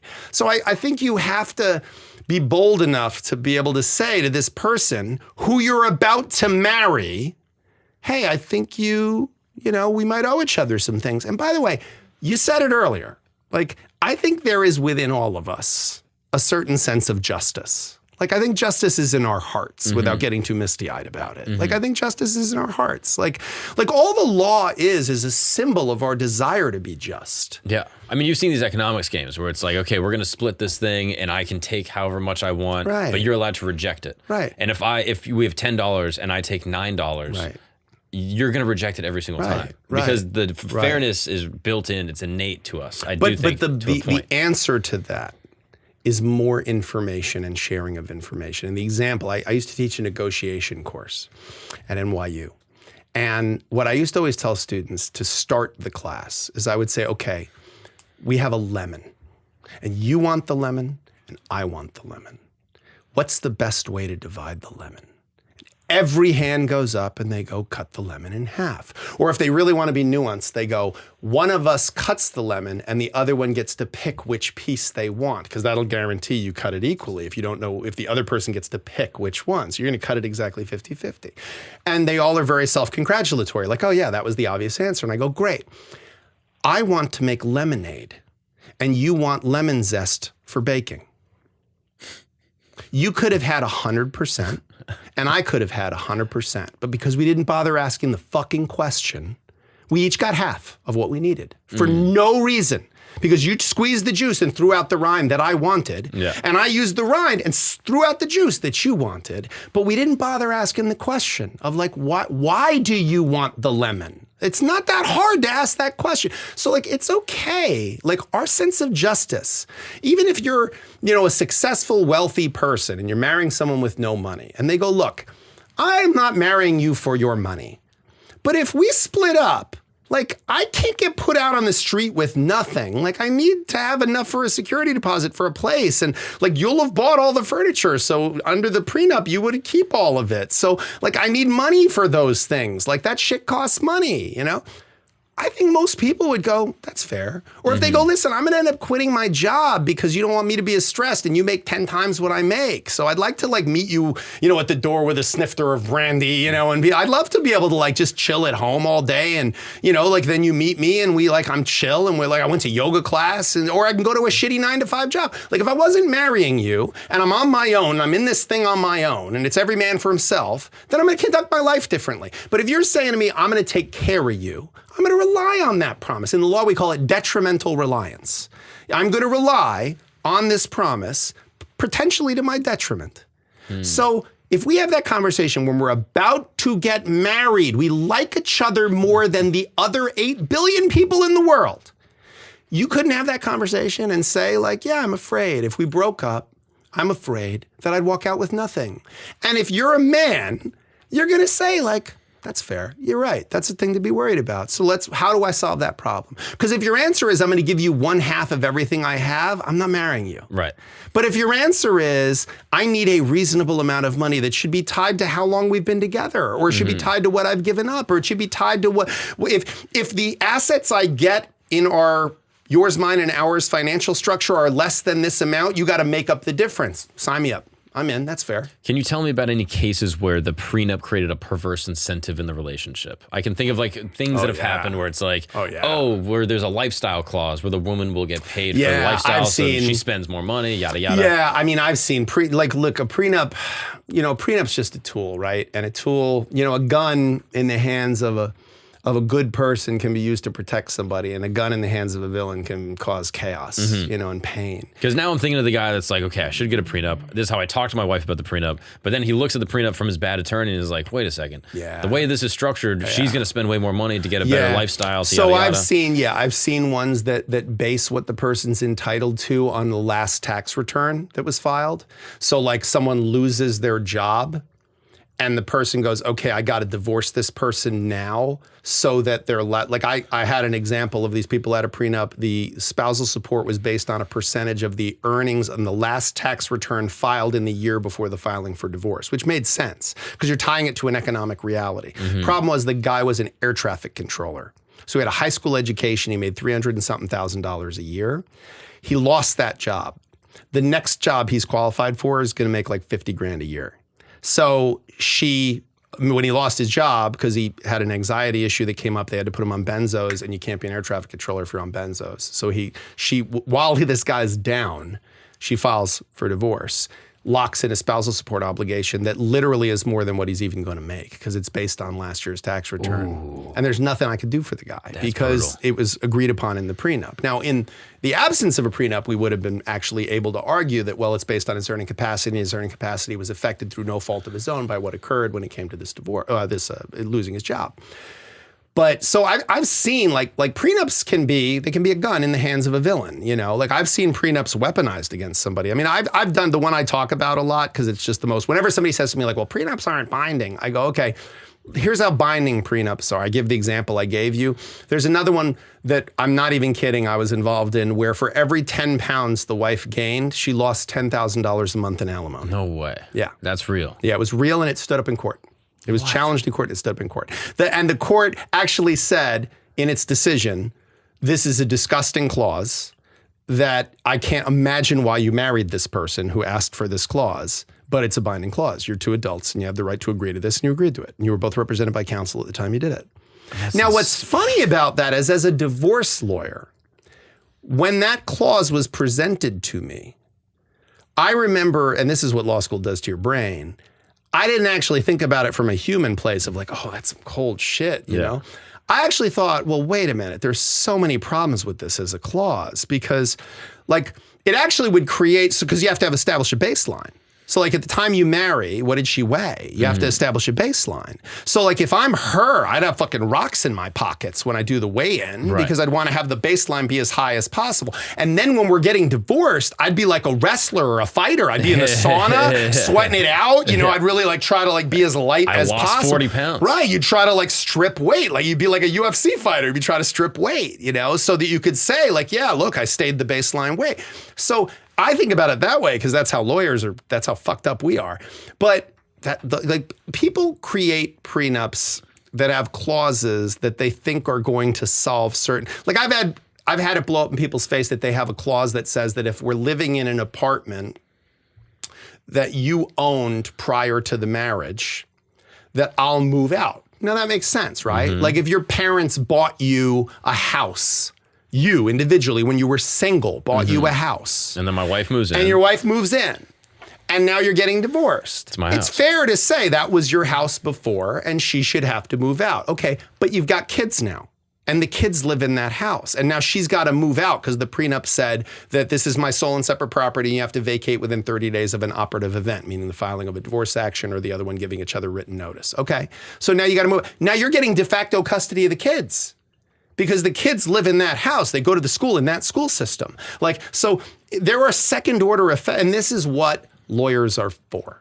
Like our job is to see those bizarre contingencies. And that's why when people go like, well, what about when lawyers come in and then they like amp everybody up? And it's like, well, we're not like amping you up to amp you up to like line our pockets. Like, believe me, I haven't been bored since like Bill Clinton was in office. Like I work all the damn time. And it's not like I'm ever sitting around going like, I got to figure out a way to get people to not get along. Like people do find themselves about they don't need my help not getting along. But I do get paid to be paranoid. And so I have to say to someone like, okay, but what if this? But just jumping ahead, what if that? And then sometimes they'll go like, well, that's a pretty remote contingency. I'm like, okay, but it's still a contingency. So at a minimum, at least know, right? At least know that it's a possibility so that if things happen, and by the way, a prenup, just to tie it back to prenups, a prenup doesn't have to be one size fits all, and that's that. I think that's like an important prenups, distinction. like when somebody says to me, when should I do my estate planning? I always tell them early and often. Like revisit your will every couple of years and change it. Same thing with prenups. Do your prenup before you get married. But then if things change in your marriage, okay, do an addendum to the prenup. I have people who come back every couple of years and they update their prenup. Same thing. What's the harm in you and your wife going to counseling right now and having a conversation about how are we doing? Nothing. None whatsoever. If the answer is, I think she's doing great. Yeah, I think he's doing great too. Cool. You know what? Great. Go have dinner now. It's a Isn't that dental lovely? checkup. Exactly right. Exactly right. So why not have it? Isn't it better to have it and not need it than need it and not have it? Because there's resentment building up or there's secrets between the two of you. So you could create a customized prenup when you're 20 years old and you got married, and then when you're 30, you're like, hey, I actually think the prenup is causing us to fight in a way. Yes. And she doesn't want to quit her job because she's afraid that she's not going to have anything, so she's going to keep on working, and now our kids are in daycare, yada, yada. Right, and when she says, I'm thinking about quitting the job, but I'm afraid to do it because of the way we structured things in the prenup, and you go, that makes sense, babe. Why don't we change things in the prenup? Why don't we do an addendum to the prenup that says, hey, we're now modifying this based on X, Y, and Z? Great. That's how you make decisions in a marriage. You're married. Do you just unilaterally go, hey, babe, I bought a new car? Like, no, not if you're not an asshole. Right. You go, I'm thinking about getting a new car. And then she goes, oh, that would be cool, but what about this, this, and this? And then you go, no, I thought of that, and here's what we do. Or you go, oh shit, yeah, I hadn't thought of that, And like you check each other's blind spots, you reality test ideas together, you straw man and steel man concepts together. Like that's great. That's a partnership. So why not do that with these fundamental things instead of going, I'm sure the legislature will figure that out for us. In the event it goes wrong, I'm sure that the legislature, the lawyers, and the guy in the black robe, they'll figure that shit out for us way better than we ever could. Really? Really? What evidence do you have to support the theory that I'm sure the government's got that figured? Did COVID teach you nothing? That I'm sure someone is going to figure out how to do this. I'm sure there's grown-ups somewhere. And the answer is no. People go I don't know. Well, I don't know. I thought you knew. And okay, but guys, that's not out where there's no Superman.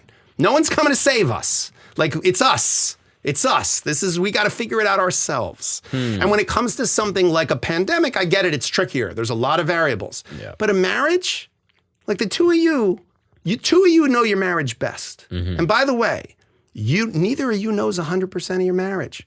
I always tell people, the only people, because people always say to me, they're like, I can't believe, did you hear this person's getting divorced? Can you believe that? I'm like, of course I can believe that. The only two people who know what's going on in a marriage are the two people in it. And they only know a certain amount even. The old joke of, you know what you call a woman who knows where her husband is all the time? A widow. Yeah.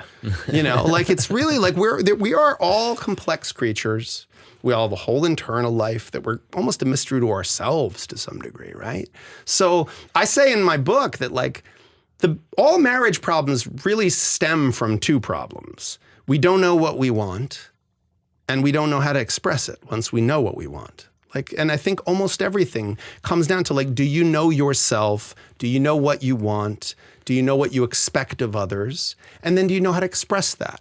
And if you know how to express that, if you know what you want and you know how to express it, you're 10 steps ahead of most people. That's really interesting. Those two things specifically. If someone were to come to you and say, hey, how do I never get divorced? Would you know what you want and know how to express what you want? Could you give an example of someone not knowing what they want? Yeah, I could give you a lot of examples of it because I think a lot of times we're shooting the wrong targets. So I'll give you a practical professional example. Guys come in all the time and they are getting divorced and they say to me, I want 50-50 with the kids. I want 50% of the time with the kids. I want 50% of the time. I want 50-50. Okay. You don't. That's not what you want. That's not what you want. I know what you mean, but that's not what you want. You're shooting the wrong target because there's not a fucking person in the world that goes, I've only spent 48% of the time with get your glove, baseball glove. We got 2%. We got to make up. Let's go. No one looks at it that way. What you're saying is, I don't want to be what my dad was. I don't want to be a weekend dad. I don't want to see my kid once a week for dinner and every other weekend. I don't want to be a playmate to my kids. I want to do the heavy lifting of parenting. I want to also make them eat their broccoli and brush their teeth and get them off to school. And I want to help them with their homework. I don't just want to be a guy who has them on the weekends every other weekend. I want to be involved. That's what you're saying. That's what you're saying. So when I say you don't know what you want, you don't know how to say it. What I mean is that when you say, you don't appreciate me to your spouse. What do you mean? What do you mean? What, you want me to give you a thank you card?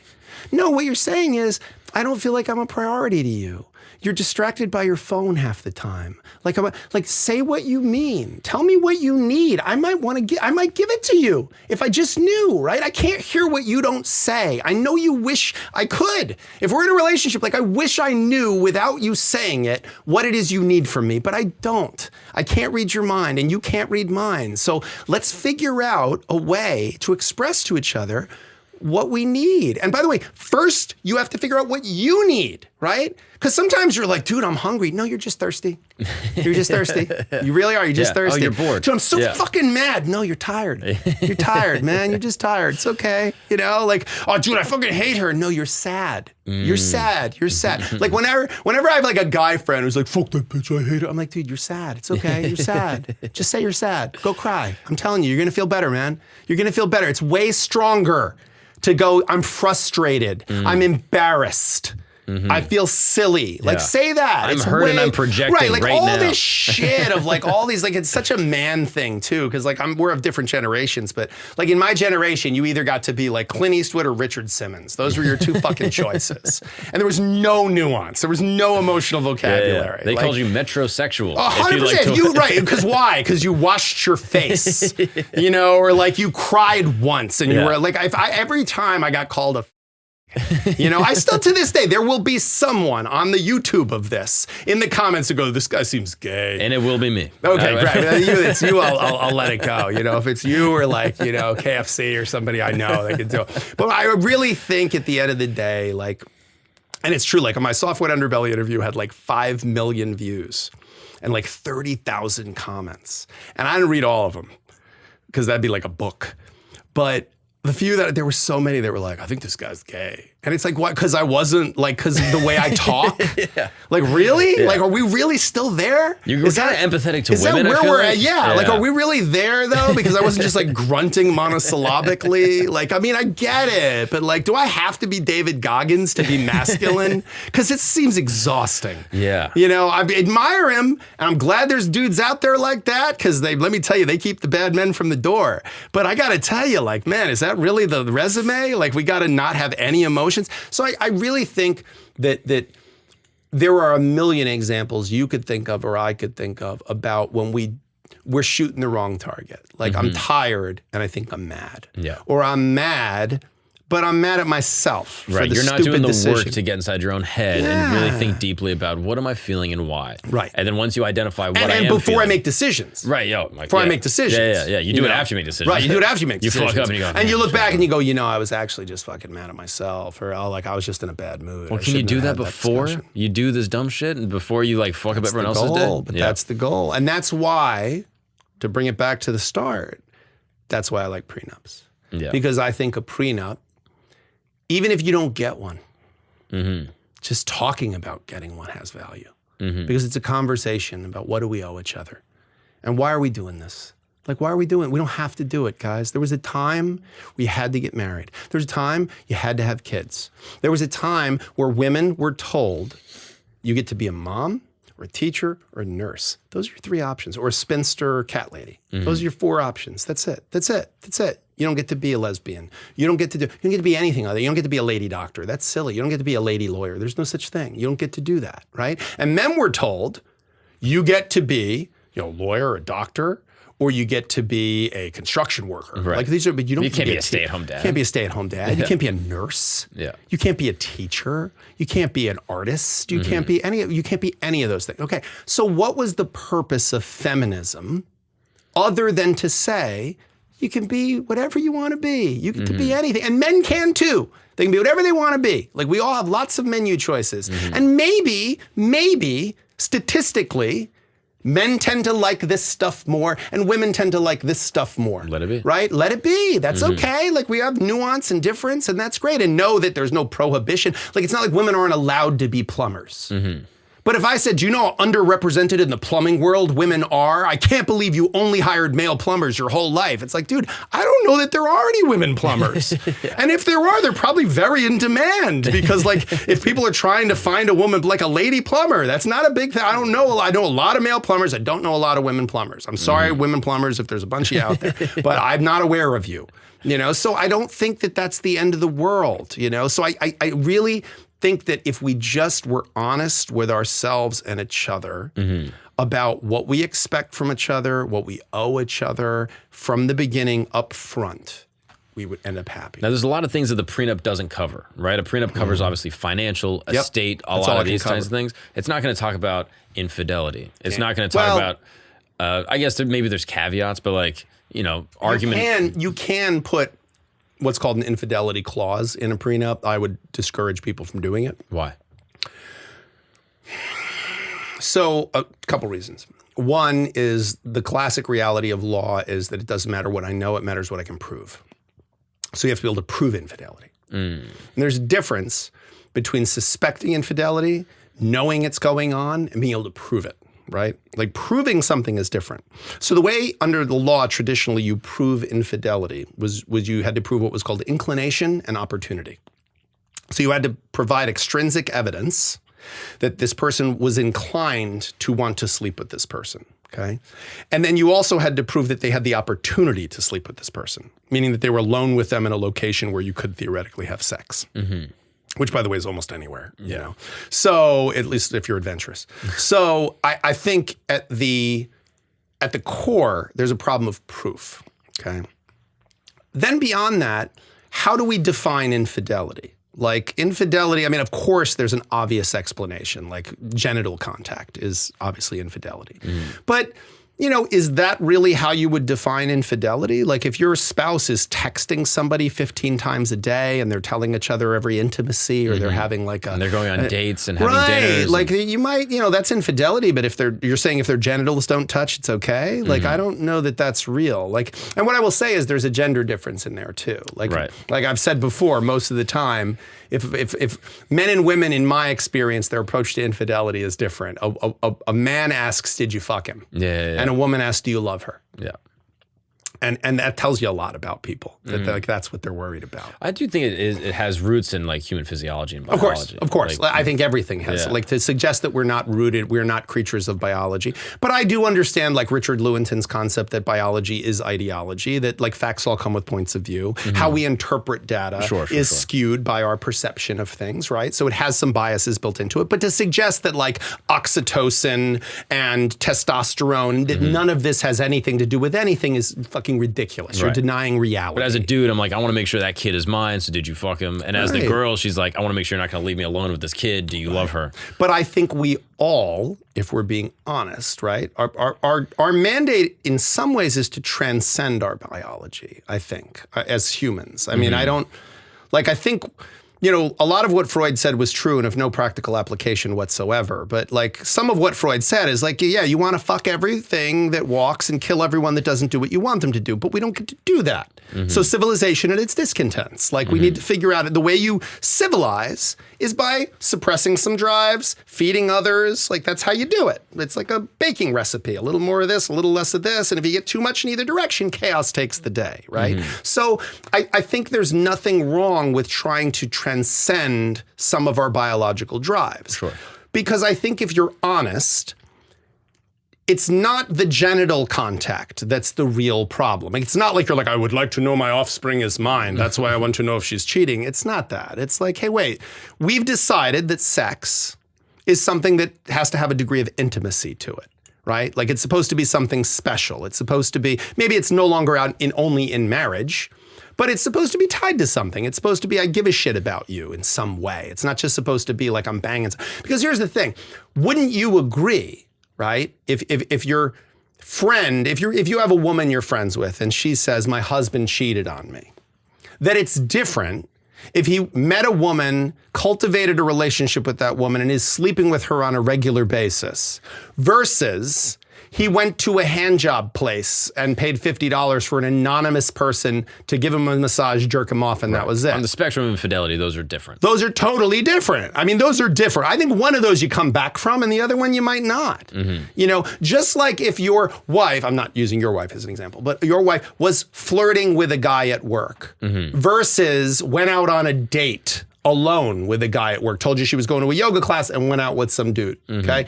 These are different things. Like you might accidentally like sort of end up flirting with somebody, or you might sort of innocently be communicating with someone and then it turns into flirtation. And maybe you might approach that as her partner differently. You might go, hey, listen, you know what? Like we both are human and you flirt with somebody, but you know, you don't let it cross a certain line. You don't let it cross a certain line. And like you don't go out alone with this person. Or if you do go to the Christmas party and that person's there and you find you're being flirtatious with them, you don't physically cross a line. Like, and everyone has those rules, right? Like I don't know that people talk about them the way that maybe they should. Like a lot of my gay male friends are better at this. Like a lot of gay men I know, they have like real clear rule sets about, okay, look, you can kiss, but you can't this, or you can do this, but you can't do that, or you can do that, but you have to let me know about it. Like a lot of people I know that engage in, ethical non-monogamy or polyamory or whatever you want to call it, they have rules, like very clear rules. It's one of the reasons why I said like polyamory or ethical non-monogamy is not for me, because everyone I talk to, it sounds like 95% of it is talking about who you're fucking and 5% of it is actually fucking. And I find like 95% of it is talking about this and like being like, are you good with this? And what are the rules and how are you like, that sounds terrible. Like it's the whole reason you want to be in a relationship so you don't have to have so much conversation about what we're going to do to each other, you know? Right. So I really believe that it is a perfectly human thing for people to have attractions. It's perfectly understandable that you would say, I want a clause that will penalize that. But I don't think in practice, again, it's a question of what do you want and how do you express what you want. What you want is you want an insurance policy against cheating. Don't. Yeah. It's not going to happen. Like, it's not going to happen. It's like a seatbelt on a plane. Right. You're trying to have all of the benefits of this relationship without any of the vulnerability. And right. Like it is implicit in the institution that you have to open yourself up. You're trying to mitigate risk, and I understand that. A lot of what we do as human beings is try to control things, things we can't control. That's what we do. Like, we want to feel safe. I get that, of course, right? But I'm human. I want to feel safe too. Yeah. I just don't believe in delusion. Like, I don't think it's healthy to believe in delusion. Like, I get the idea that, like, it's like they say about, like, on a plane, like, oh, here's where the exit doors are. Dude, believe me, that plane goes down. If I'm alive, there's going to be lots of holes for me to get out of. I'm not going to have to be like, where's the door again? Like, it's not, come on. You know? I think that's actually such a good life philosophy. What you want, how do you express it? Even infidelity. Right. I think Esther Perel had a really interesting point to this, that most of the time when people are being unfaithful, they're not looking for a new person to express love with. They're looking for a new version of themselves. 100%. And Esther Perel is a great example. I was on a panel with her a couple of years back. Lifehacker did an event, and we did we each spoke for like 15 minutes, and then we did a Q&A. And it was hilarious because the audience was doing the Q&A, and they handed me the mic, and I kept handing it to Esther Perel because I wanted to hear her answer. Like, I was like, I'm a fucking divorce lawyer. She knows what she's talking about. I'm just the guy at the end here. Like, she's the one who can actually do something. So I get that, and she finally at one point said, like, why are you keep handing me the mic? And I was like, because I want to hear your answer to that. And so I think she has a lot to say, because our disciplines are different, right? I'm a lawyer, she's a psychologist. I mean, this is what her background is a clinician. And so I think that there's a lot, she is a master, and there are a lot of very good clinicians out there writing about love and marriage and monogamy and infidelity and rethinking that. Like, she writes a lot about that, and I think she's the gold standard of that. But there's a lot of people writing on the subject. And what they're saying is, what is it that's important to you? Like, what is it you want, and how do you express it? Like, because honestly, like, sometimes even sex, like, well, I want sex. It's, no, you want attention. Yeah. You want like, validation. You want to be wanted. You want to feel like, sexual. or if somebody says, like, I want this, no, you want to be told you're beautiful. Yeah. And that's okay. Like, that's okay. I want to, like, most people who cheat, my experience is, because women cheat just as much as men. I hate to be the one to break that to anybody, but women cheat just as much as men. And in my experience, like, women, there's an old trope that, like, women trade love for sex and men trade sex for love. Like, it's like women are like, hey, I want love, but I'll give you sex in exchange for it. And men are like, hey, I want sex and I'll give you love in exchange for it. And again, I know that's a gender trope type of thing. But the truth is, like, what we give and what we get and what we are looking for, like, very often it's ill-defined, or it's loosely defined, or it's speculatively defined. Like, so why not just be honest with ourselves about it? And if we're going to sign on for this lifetime contract with another person, shouldn't we be able to like express to that person candidly, here's what I'm feeling right now? And I get it, by the way. I get that like that's hard sometimes. Like even once you've identified what you're really feeling, it's hard to say it out loud to another person. Right. Especially if you feel like it's there's shame associated with it. Yeah, and by the way, and it's hard to hear it. Yeah. It's hard to hear it because if you hear it as a criticism, if you hear it as you're failing me, you know, then that's hard too. So that's why I'm saying like the sooner as a married couple or a pre-married couple, we start talking about, look, how are we going to work on ourselves so that we see what we're really dealing with? And how are we going to communicate that to each other? Both A, I'm going to be able to be vulnerable enough to say it out loud to you. And B, you're not going to hear it and instantly be defensive.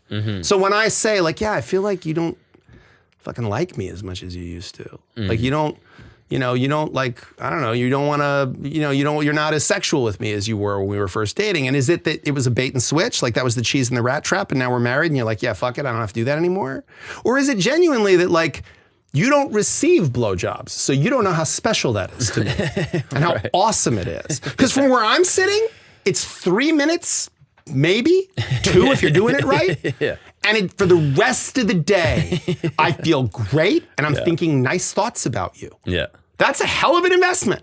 Like if I said there was a pill that you could take that would make your husband for the rest of the day think sweet thoughts about you and not look at other women, would you take that pill? Yes. Okay. It takes about 2 minutes to swallow it. Like, but that's true. But it's the truth. It's the truth. This like, is the granola blowjobs thing you were touching on. It's the granola blowjobs thing. Yes. Which is, I think, such a good way to frame this. Instead of looking at it as like, oh, this is like my debt that I always have to like do. It's like, oh, you don't owe anybody anything. But man, let me tell you, if you could, and the way that I frame it in the book, and I've talked about it before, was shaving. With shaving. I call it behavior modification, in a positive way. Like I dated a girl and like today I shaved, because it's like anytime I got to work, I shave. I'm going to put on the lawyer costume, I shave. I'd love to have a beard. I'm envious of you. You look like Jesus and it seems awesome. But I can't get away with it. I got to look like I just came out of a 1950s courthouse. So I, on the weekends, don't shave. So I like to just sort of have like a little bit of scruff after a couple of days. And I was dating a girl that whenever I would kiss her, she would be like, oh, your face is so scratchy. Because I would mostly see her on the weekends. And I remember I would think like, like screw you, like really? Like I got to shave all week and now I got to shave on the weekends if I want to kiss you? Like you should be happy I'm kissing you. Like what is this? Like you're going to give me a hard time about this. Needless to say, it didn't work out with she and I. That wasn't the root cause, but it was a symptom. Next girl I dated, same issue. Sensitive skin, I have a coarse beard on the weekends. But what did she do? On Monday morning, when I would shave to go to work, she'd come up to me and she'd be like, oh, you're so hot when you're clean shaven. You're like Don Draper on Mad Men. And she would like be so into it. Dude, I would have shaved 3 times a day. I would shave every weekend that I was going to see her. I would shave. I'd be like, oh, I shaved this morning. And she'd be like, I noticed, And I was like, yeah, because I'm fucking easy. Right. I'm easy. Like I really am. I'm easy to manipulate when it comes. Most guys are. We are, believe me, like, like we are controlled by the small head. And that's great. That's fine. Like weaponize it. For yourself. Weaponize it to your benefit and mine. We both want this relationship to be good. So yeah, that's what I mean. There are these little gestures that you don't owe anybody. You don't owe me a blowjob. I don't owe you that I'll take the trash out. I don't owe you that I'll say nice things about your sister or go to your dad's retirement party. I don't owe you that. I don't owe you that. But I'll do it. Because I want you to be happy. You want me to be happy. So why not? Why not make that investment, And if you approach your relationship from, well, why do I have to do that? Okay, then you're right. You don't. We also don't have to be married. Yeah. We also don't have to be married. That's okay. We just be friends. No longer live in a society where you have to be married. We don't even have to be married to have kids. We can have kids. People have kids all the time aren't married to each other. Like there's no longer that assumption. So like if you're gonna sign on for this thing, have a conversation about what's it for. And I would hope that the answer is we're gonna try to get ahead of each other's stress and try to help each other, make each other feel good. And again, for some people, those little gestures, I'm not saying a blowjob's a little gesture, that's amazing. But it is a little gesture in terms of a time commitment. And it is a little gesture in terms of like, it's something that it's not, you don't have to like study for a month. Like these are things. So those are the ways we feel loved. I mean, if I said to you like, when do you feel loved by your wife? I don't think your answer would be when we're having sex. I mean, maybe, like, that's lovely. It's part of it. But like, you know, if you think about like a time where you felt loved by her, I'm sure it would seem very silly to me. When I go to a show on the weekend and my whole suitcase is packed and then she leaves a note in it. Amazing. And it says like, hey, you're going to have an amazing show. You're the best. Amazing, dude. It's That's beautiful. That's like, awesome. that is awesome. And that makes you feel really loved. And by the way, I bet that feeds in you a desire to make her feel that same way. Oh yeah, this weekend I'm not going to cheat on you. Right, exactly. Like, so after that show, you're gonna put that note away when you fuck somebody else. No, you're gonna, but you are, you're like, I am gonna put this in my wallet, and I'm not gonna let it lay out there while I'm with these hoes. No, that's really kind of you, Mark. You're very. You have my card, right? Yeah, just keep it. Or maybe your wife might. She's gonna need it. Yeah, you want to give it to her. Yeah, I'm actually curious about that. That's a great segue. Is it more fun? I don't know if fun would be the word, to advocate and work with the good guy or the bad guy? That's a great question. No one has ever asked me. I love that. Because obviously there's not always a good and bad guy. But here's what I'll tell you. Sometimes I prefer to represent the bad guy or a bad woman. And here's why. Because it's lower stakes. It's lower stakes. Like, I'll work just as hard. I represent victims of domestic violence. I represent perpetrators of domestic violence. I represent the cheated on and I represent the cheater. Like, I've represented the person whose spouse was fucking the nanny, and I've represented the person fucking the nanny. And I would rather represent the villain for two reasons. One is tactical. Like, the bank robber always has a tactical advantage over the cops because they can shoot innocent bystanders. Like, the person who doesn't care about the kids has a significant tactical advantage in divorce litigation. So you have a bigger palette to choose from. Because if you just don't care, like the Joker always has a tactical advantage over Batman. Right, because he has no morals. He has no morals, and he's just as like, I have the freedom to just do whatever. So one is tactical. The other is, it is very frightening as an advocate to know that the only thing standing between justice and your client is the argument you're going to make on their behalf. High pressure. So if I'm representing an unbelievable piece of shit, and I do a really good job as an advocate, and I obfuscate the facts, and I misdirect, and I'm successful in my argument, I did my job. The system failed, but it wasn't my fault. Like, I did the best I could do. Their lawyer didn't do the best they could do, and that's how our system works. Sometimes the innocent go to jail. Sometimes the guilty go free.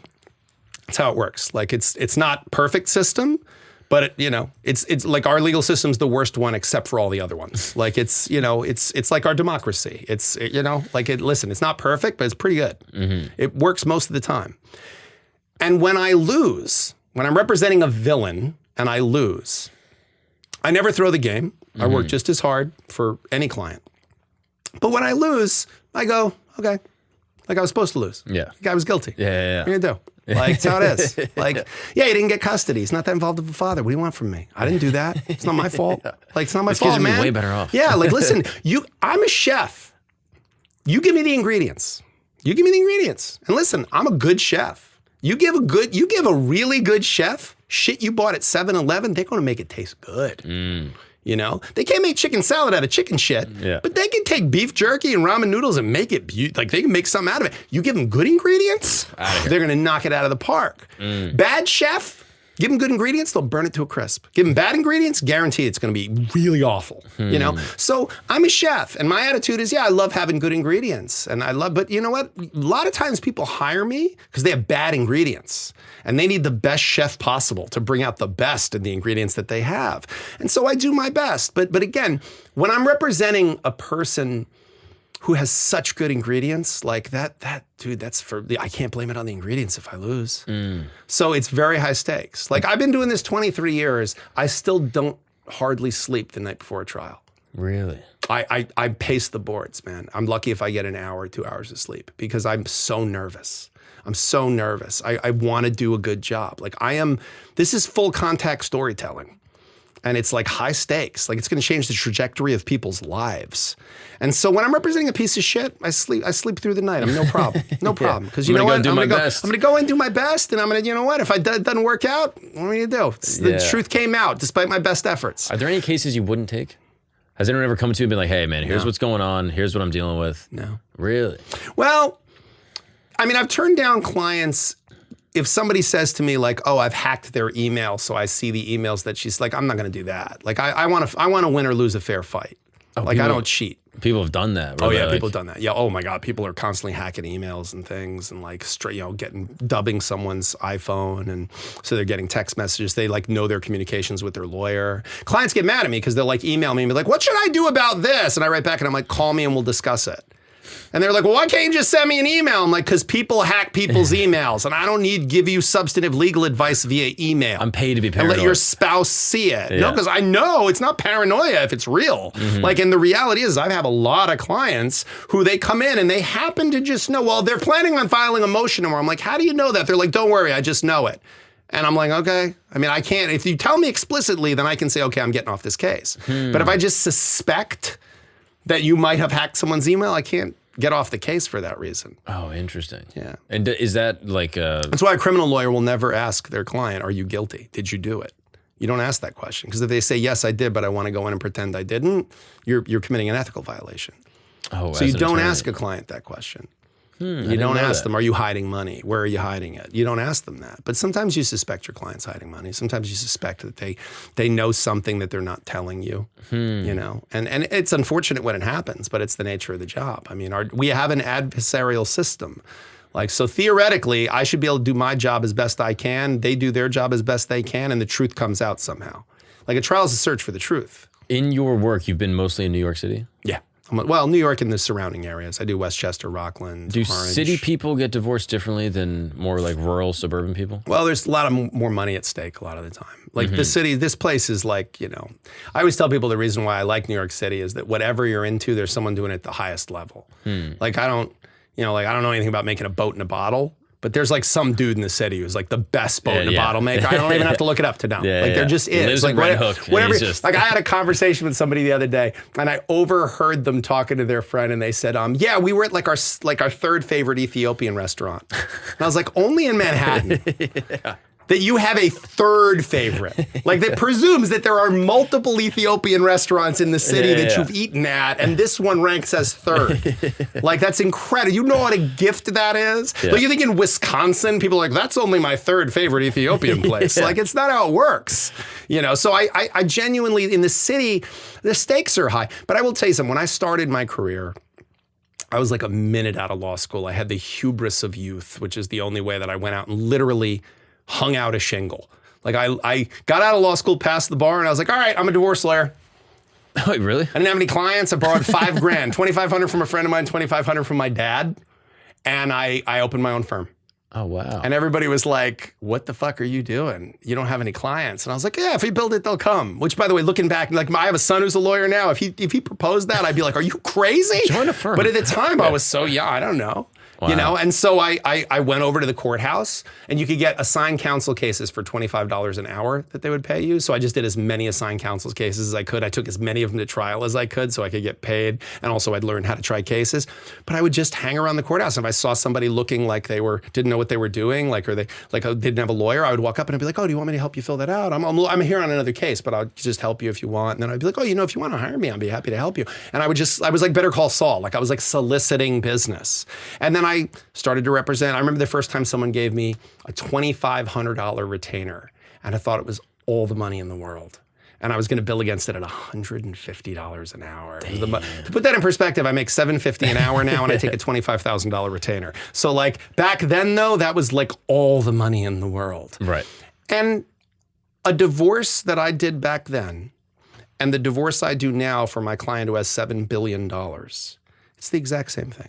Like if you're a coroner, the body of a homeless person and the body of the president, it's the same meat. It's nothing. It's just this larger scale. What I will tell you is New York City is unique in that we are the heart of finance of the world, really of the world. Like Wall Street is here. And Stalin, I think, is the one who said that the death of one is a tragedy and the death of a million is a statistic. If you have $300 million and you're going to now have $150 million, nothing's really that different in your life. It's numbers on a page. Like the interest on your money will make more money than most people make in their entire lifetime. Right. But the interest on your happiness is extremely little. But let me tell you something. If you hate your ex, it's the same you got burning a passion. lot of ammo. Yeah. You got a lot of ammo you can kill them with. Like if you got, like I've had clients say, like, I'm not going to quibble over $1 million. Like that's crazy. Really? I'll quiver over $1 million. What? I'll quiver over $1 million. I'm not going to quiver over 25 cents. But if you got $7 billion, $1 million is like not that much money. Have you heard that people that have wealthy or expensive weddings are more likely to get divorced? Yes, they're actually statistically that's true. But also I've seen it in practice. And what I'll say is that those are people with resources, so they're more likely to have an ugly or contentious divorce because they have more to argue over. Makes right? sense. But it's not super simple, because what I'll also say is in times of scarcity, people do kind of bond together, right? So like if you're afraid you're going to lose the house, nothing unites like a common enemy. Like if the bank is the enemy, the two of you have to bond together, right? So, you know, that's why people said to me, like, oh, did COVID increase divorces? And I was like, well, no, COVID at first had the opposite effect, which is like the fear and the like vulnerability motivated everybody to like stick together. But then once it started to pass, it was like, well, we said for better or for worse, we didn't say for lunch. And like being stuck in the house together all this time, it like created certain resentments and cracks and things. So I generally would say that what happens in New York City, because New York City is like an amplifier of a lot of things. You know, it amplifies like traits in people. Like it's a very intense city. And so I represent a lot of high net worth people in a lot of different industries. So I represent entertainment people, I represent people in finance, I represent C-suite executives, I represent medical professionals, law partners. And each of those has very unique pathologies to it. People in finance, sometimes they're quant people, like they're very numbers based and they have no emotional vocabulary. A lot of them would be on the spectrum if we really looked at it, but they've monetized it, so we don't.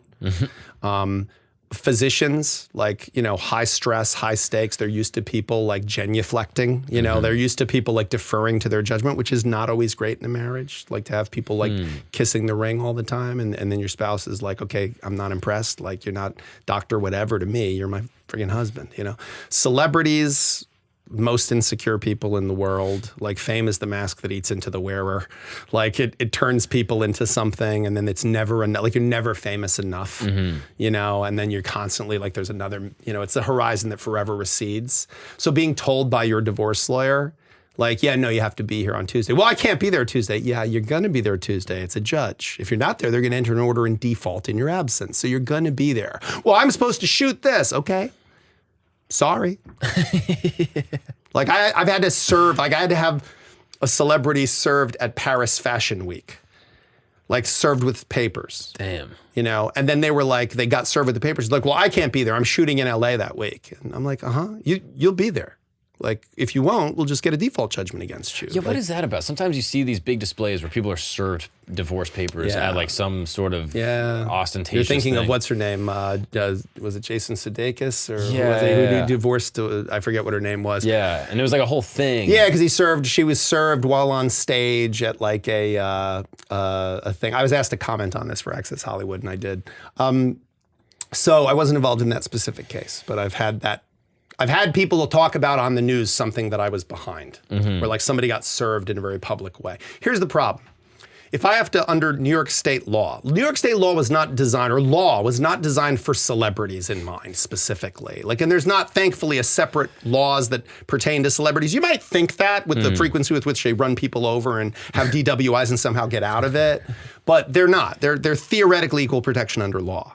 So they're not theoretically supposed to be able to like kill their spouse and get away with it because they're good at football or shit like that. Yeah, when would that happen? Just a random example.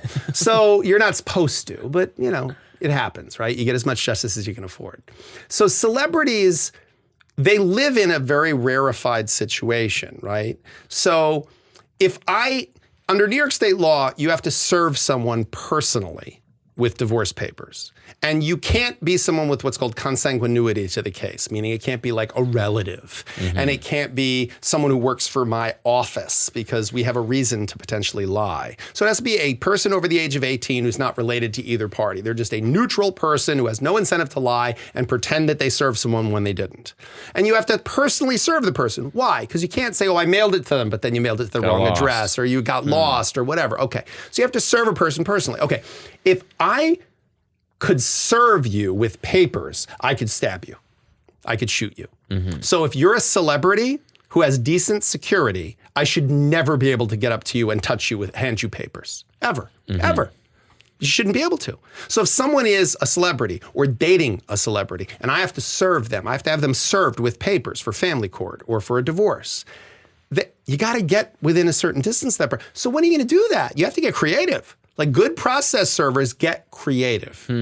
Because, and in the case that I was just referencing, it was actually really important to serve this person in a particular time frame because one person was from a different jurisdiction than the other, and the person who served first was going to get the court advantage. So it could be in England, or it could be in the United States, or it could be in California, or it could be in New York, depending on who serves the other one first. So as a lawyer, there are procedural reasons I might say to a client, avoid service. Because once you get served, we're locked into this jurisdiction, and I don't want you to because the child support laws are more favorable in LA than they are here. Oh, wow. So there's reason. This is a game. And then to not get served, you have to not leave your home. You have to duck service. Wow. Yeah. Which, by the way, if you're a celebrity, pretty easy. Right. Because you don't walk out the front door. Right. You have a detail. They have different entrances and they have different exits and things like that. Like, it's not like you can wait outside of Madison Square Garden and you'll see Billy Joel. Right. He comes in and goes out through a separate entrance. So you ain't going to see that guy. Wow. That's interesting. Yeah. What role does pornography play in divorce? I mean, I try not to watch it that often in court, but the phone is right there and the Wi-Fi is so good in the courtroom and there's nothing really going on. And, it's boring just watching that guy get fucked. I can watch it here. No, what role does pornography play? Porn? There are a lot of people that point out to me that their spouse is looking at pornography as if somehow there should be first of all, there's no good spouse bonus or bad spouse penalty. Like, if you're getting divorced because your spouse left the cap off the toothpaste, or if you're getting divorced because your spouse was looking at porn, the outcome's the same. Yeah, the outcome's the same. So I guess in a procedural way, it doesn't really matter. Doesn't but really on matter. a personal but on a basis, personal basis, yeah. I mean, look, I think that, and my Catholicism will show here. So this sleeve of tattoos on my arm is the 7 deadly sins done as skulls. So each of them is represented by skulls. And then this side is all Catholic stuff, the Pax Christi, the 6 fruits of the Holy Spirit. So I have all my tattoos symbolize something. The reason why I had the sleeve done 20 years ago of the 7 deadly sins is to remind myself that the 7 deadly sins are actually all normal human drives taken too far. Gluttony is hunger taken too far. Lust is the desire for sex taken too far, right? Sloth is the desire for rest taken too far. Envy, natural inclination towards jealousy, taken too far, right? So pornography is like food. You can have a healthy relationship with it or an unhealthy relationship with it. And very often you don't realize your relationship with it is unhealthy. So and again, I'm not a psychologist. I don't have the right to say to someone oh, porn is healthy or unhealthy, or what kind of porn is healthy or unhealthy. But I think in this society, lots of things have changed and we're not honest about it, right? So first of all, the accessibility to pornography has changed dramatically. Like when I was a kid, you had to work to get access to pornography. I had to trade so many comic books with my neighbor Tom so that I could borrow his dad's videotape copy of Garage Girls. Oh, hell yeah. Yeah, that was the movie, which by the way, the whole thing is streaming online. And I watched it the other day and I was like, wow. Brought back memories, Oh my God, are you kidding me? Kidding This is something I watched when I was 15 years old and could have memorized it. And I'm watching it now and I was like, oh, it stands up. Like it was amazing. And by the way, that woman's dead now for sure. Yeah, no because she was in her 20s then. Yeah. But here's what I'll tell you, what it drove home to me, and I'm not a big consumer of pornography, but it was so innocent. It was the most innocent pornography you've ever seen. Yeah, like it was a magazine. Oh my God. First of all, the woods. women's bodies just looked like women's bodies. They didn't look like this perfectly photoshopped. And the dudes just looked like dudes. Yeah. Like, and the sex was like, it was just very typical sex. Like it was very formulaic, you know, it was very, but it was not like the kind of mean-spirited, like very, like it wasn't intense. Like it's intense now, you know, like I have to tell you, like I as a guy who was a product of like the 70s and 80s, like, you know, like the porn that's out there now is like, holy shit. It's like the weed that's out there now. Like, and then like in high school, like I could smoke weed and it was like, you smoke a whole joint and you're fine. Now it's like 2 puffs, so I can see through time. And you're like, wow, I actually, when I purchase weed, like I will say, like, what's the weakest shit you have? Boomer weed. Give me like I just came back from Jamaica. I was like, what's the like Jamaican dirt weed? Like, what do you got that's got like 15% THC at best? Give me the weed God made. Yeah, give me the right. Do not give me shit you made in the lab.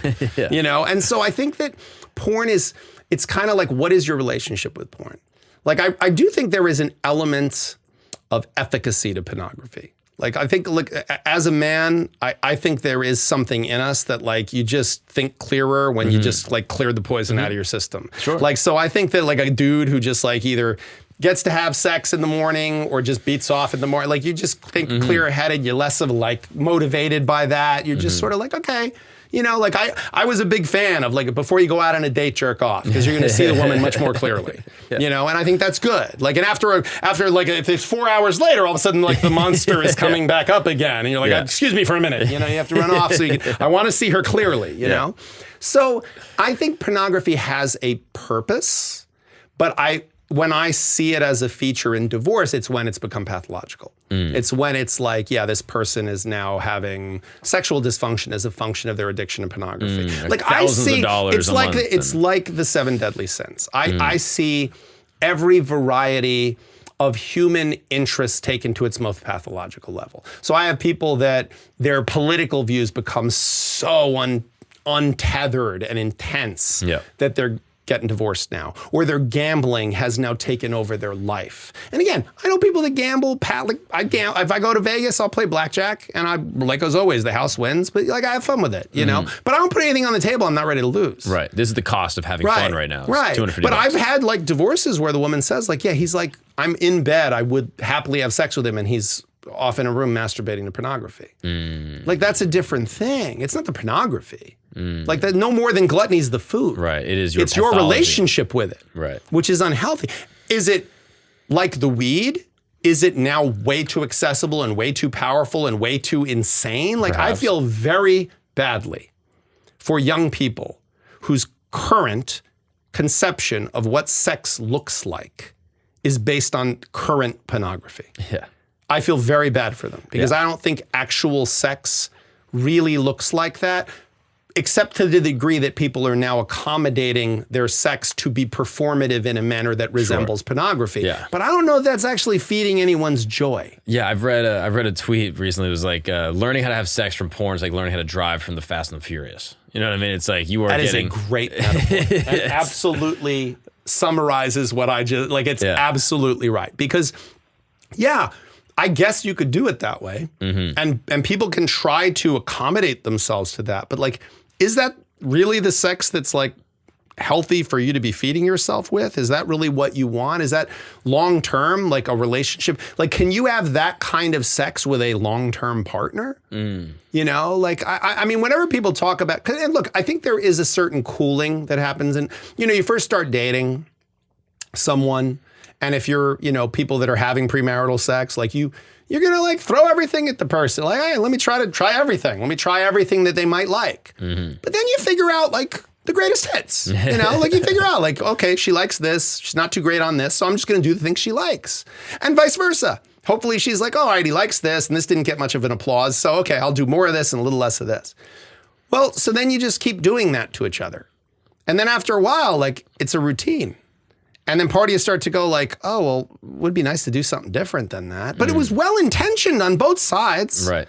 But it's like, okay, you know, you start to do that thing. And if one of you now throws like an audible and goes, okay, I'm going to do it different. And then you're like, well, what was that? Like, what was it? Where did that come from? You know, whereas it should be met with, oh, wow, cool. Like, we're trying something different, you know? Because look, you go see Bruce Springsteen, you want to hear Born to Run. Yeah. But if he wants to play the Ghost of Tom Joad, like acoustic version, you're like, all right, like that's for somebody in the audience. But like, could we not do every show? That's what you're going to do? Because I came for Born to Run. You know, like, so I think sex is the same thing. And pornography, it creates a very stylized, idealized. But, you know, something I've said, which has been very criticized, is I think rom-coms are porn for women. Like this, like love conquers all, and the person changes into this person that love changes them completely, or the woman is like cold and then she finds the one true penis and it changes her whole life. Vice versa, the guy's a doofus, but she fixes him. Or he's like a psychotic, like billion. I mean, look at 50 Shades of Grey. He's a psychotic billionaire in amazing shape who can't feel love, but he meets this dowdy, typical girl, and suddenly he's vulnerable and loving and cares. And that's gonna get people murdered. Like that movie is going to get people killed. But I get it. Yeah. Like, I get that that's what you would find appealing. In practice, it's stylized. It's porn. It's porn. That's not what it looks like. So, yeah, I'm sure there's lots of guys that go out and are like, okay, I can do a passable imitation of Christian Grey. Yeah. Like, I can do a passable imitation of something. But it's not true. Just like, oh, there's a number of women that be like, all right, fuck it. I can act like a porn star for, 20 minutes in bed. No problem. I can do that. But, okay, but is this authentically you? And how long are you going to wear that mask? Right. Yeah, it's not sustainable. Right. So the danger of authentically being yourself is that someone might see it and not like it. And again, you're trying to mitigate risk. But I would rather,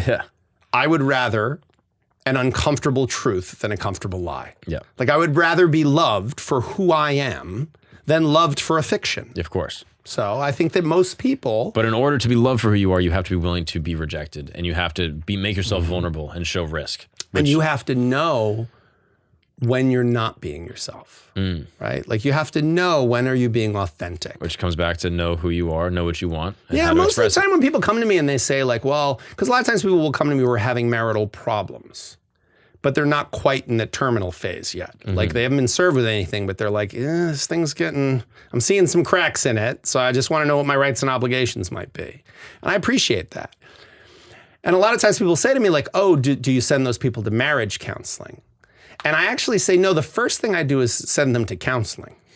Like, the first thing they need to do is go figure out what the fuck's going on in their head. Like, because before you start figuring out what's going on in the couple dynamic, like, first figure out what's going on in your head, what you want, what you're afraid of, what your shit is that needs to get unpacked and looked at. Then let's get together and do some kind of couples counseling. In a perfect world, when people are having marital problems, they'd go to individual counseling, figure out what's going on in their own head, then they'd come together and they would talk together about what they've now learned about what they want and what they need. This was the controversial thing that I said on Lex Fridman, where I said, like, if I could wave a wand and do some crazy thing, it would be psilocybin-assisted marriage counseling or psilocybin-assisted divorce mediation, because people would get deeply in touch with what's going on inside them in a way that I think the medicine of psilocybin can help people access. And then they would come together with a heightened sense of empathy and self-awareness and connectivity and realization of their place in the universe and the connectivity of everybody. And they would figure out, do we stay together or do we part in a way that honors our connection to each other and our love for each other? Yeah, absolutely. I think I'm a fan of psilocybin-assisted therapies. I actually talked to a psychologist that does psilocybin and ketamine-assisted therapies, and his whole point was like, these substances will give you a three-dimensional view of whatever the problem is that you're dealing with, and you're able to view it without the emotional attachment of that thing. Amazing. So now you're not emotionally attached to it, and you're basically able to see the situation as if you were a third party.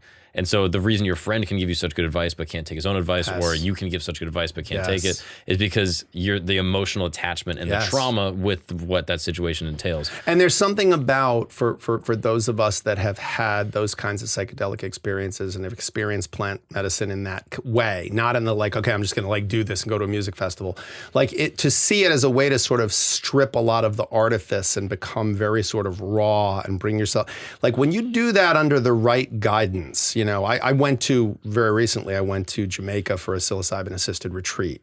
And it was a therapeutic psilocybin-assisted retreat. And it was a week of therapy, group therapy, then psilocybin experience, then processing and integration and group therapy. And by the end of that week, like the people that attended that with me, we were bonded in a way, like we had been stripped raw by the medicine and by the group processing of what was going on. But I have to tell you, like, it was a transformative experience for everybody who was there. Everybody who was there walked out of that going, wow, that was like a transformative experience. Why? Because all of that pretense, all of that fabrication, all of that performative it's like stripped away and you're brought down to this very vulnerable state. And whether you have like a beautiful experience of understanding the connectivity of things and that we're all part of one thing, only experiencing itself subjectively, and death is an illusion, all the stuff that people report is like a mystical experience, or whether you had a challenging, what used to be called a bad trip, or really what is a challenging experience that like humbles you and brings you back to a place of like, okay, that just humbled me. And now they're going to help me rebuild myself based on something like more real. Like, I think it's an amazing opportunity.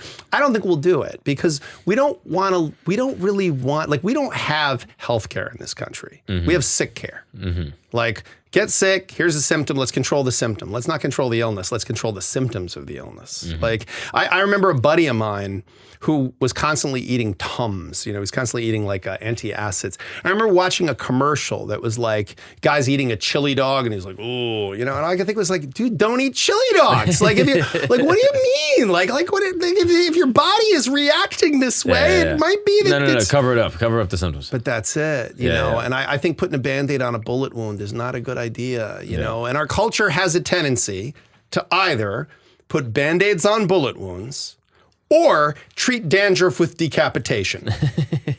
We overcorrect this way, or we overcorrect that way. It's either open borders or lock everybody up and don't let anyone in the United States. Okay, guys, I think we both know. Gotta be a solution in the middle. I think we both know this is not the solution. Like, it is not, there are men and there are women, and men do this and women do this, and men kill elk with their bare hands, and women have to sit home and nurse babies, or there's no such thing as gender and it doesn't exist and biology has nothing to, okay, guys, you're both nuts and you know it. You know it. You're just in this tug of war. And the only way to win the tug of war is drop the rope. Like, drop the rope. Because everybody's pulling so hard in their respective directions and they're so invested in the fight. It's just like divorce. They're so invested in the fight. They don't even remember what they were fighting about. And they certainly don't give a shit about the things they claim they give a shit about. They don't care about their kids. They don't care about their kids. They're invested in the fight. Yeah. I want Thanksgiving every year. Why? Because fuck him. That's why. I want to win. And the truth is that's not an acceptable answer. Yeah. Like, that's not, by the way, that's not what they'll say. They'll say, oh, well, because my family has a tradition. And there's a great reason. Right. They have permission of their own conscience to be as petty and vindictive and angry. But that's what I mean when I say, but just be in touch with it. You're angry. It's okay. It's okay to be angry. So how do you deal with a client as someone that is, plant therapized, looking at someone that is like deeply angry and just wants to just drive a dagger through this person? Yeah, don't you want to just tell them, like, buddy, this is not what you want? I slip them as much psilocybin as I can. Just dose them. I just dose them unintentionally, and this isn't on, is it? No, there's some client of mine sitting there going like, that's why I thought, holy cow, I wondered why the judge's face was melting.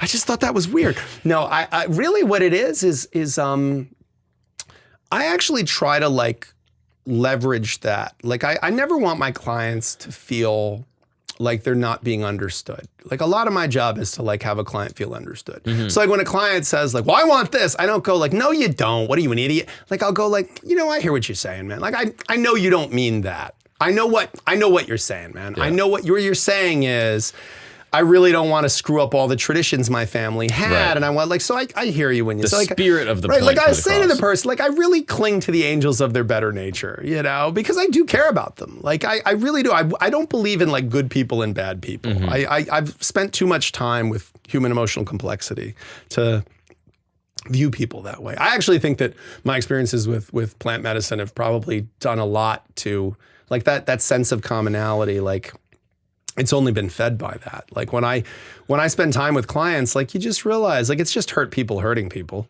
Mm-hmm. It really is. Like, even perpetrators of domestic violence, like, a lot of times they they grew up in a house where domestic violence was present. Yeah, of course. And so they just think that this is a normal way to do things. And I'm not excusing their behavior, but I think that to write them off as evil people is not going to solve the fucking problem. Right. Like, I think what you have to do is you have to like refocus them and be like, look, I get it. Like, I get what happened, but you're better than that. Right. You care about your kids more than that. Yeah. Like, Is there a therapy for children that are the victims of domestic abuse to go into early as a prophylactic to not, perpetuate this type of behavior? How many things we've talked about here today, the solution is some proactivity. Yeah. The solution is not, how do I react when it's already too late?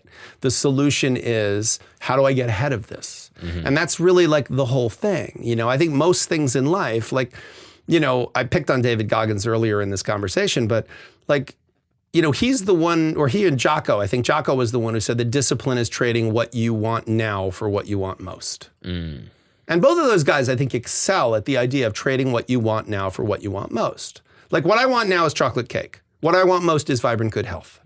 So I'm going to trade what I want now for what I want most. I'm not going to have that now. Like, when my sons were growing up, I remember saying to them, like, listen, a lot of what I talk so much, it's hard to tell what's important. So a lot of what comes out of my mouth is just going to be me shooting my mouth off. But if you listen to one thing I say to you, other than like, don't date a woman with a tattoo of a dagger anywhere on her body and don't get into a land war in Asia. Other than those two things. The best piece of advice I can give you is that the hard thing to do and the right thing to do are almost always the same thing. Almost always. Like everything in life, really. The hard thing to do and the right thing to do are almost always the same thing. Like, it's harder to say to your partner, hey, what's going on? Like, what am I doing right and what am I doing wrong right now? Or like, hey, like, your mood shifted when I said that thing earlier, and like, did I upset you? Because like, I didn't mean to, or maybe I did mean, like, I meant to say that thing because it was important to say, but I didn't say it to hurt you. Like it's hard to say when you're feeling neglected, or it's hard to say when you feel like you're not getting enough sex, or it's hard to say, I'm worried and I think we should have a prenup. It's hard to say, I don't feel comfortable signing the prenup. Like, it's hard. But the hard thing to do and the right thing to do are almost always the same thing. So long term, like, trade what you want now for what you want most. And what most of us want is the same. Like, I refuse to believe, like, all the red pill manosphere bullshit aside, like, I don't believe that when Andrew Tate was a little boy, he was like, I want lots of cars and only tangential sexual relationships with women who are increasingly too young for me.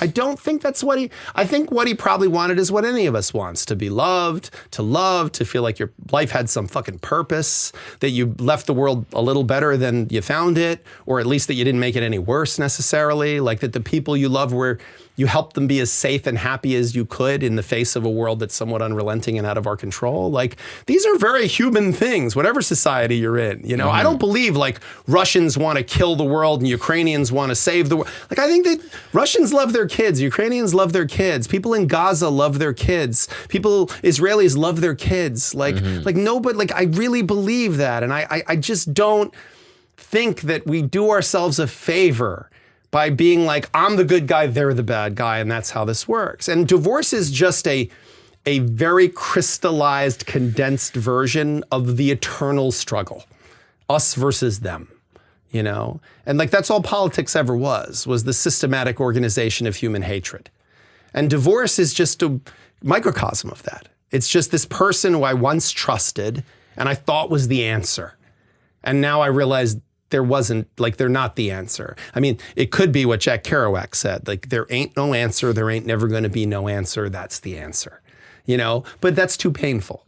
So what it is you fucked my life up. You took my skinny years, or you were here for the money.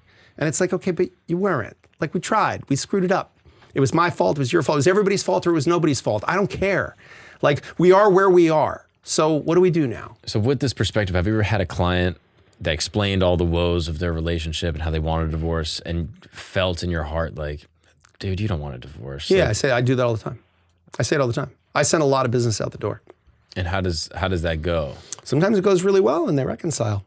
Sometimes, more often, so people come into my office all the time and they're like, I want to hire you. I saw you on this, or I read your book, or I heard that you represented my friend's wife and he said you ate his lunch for him.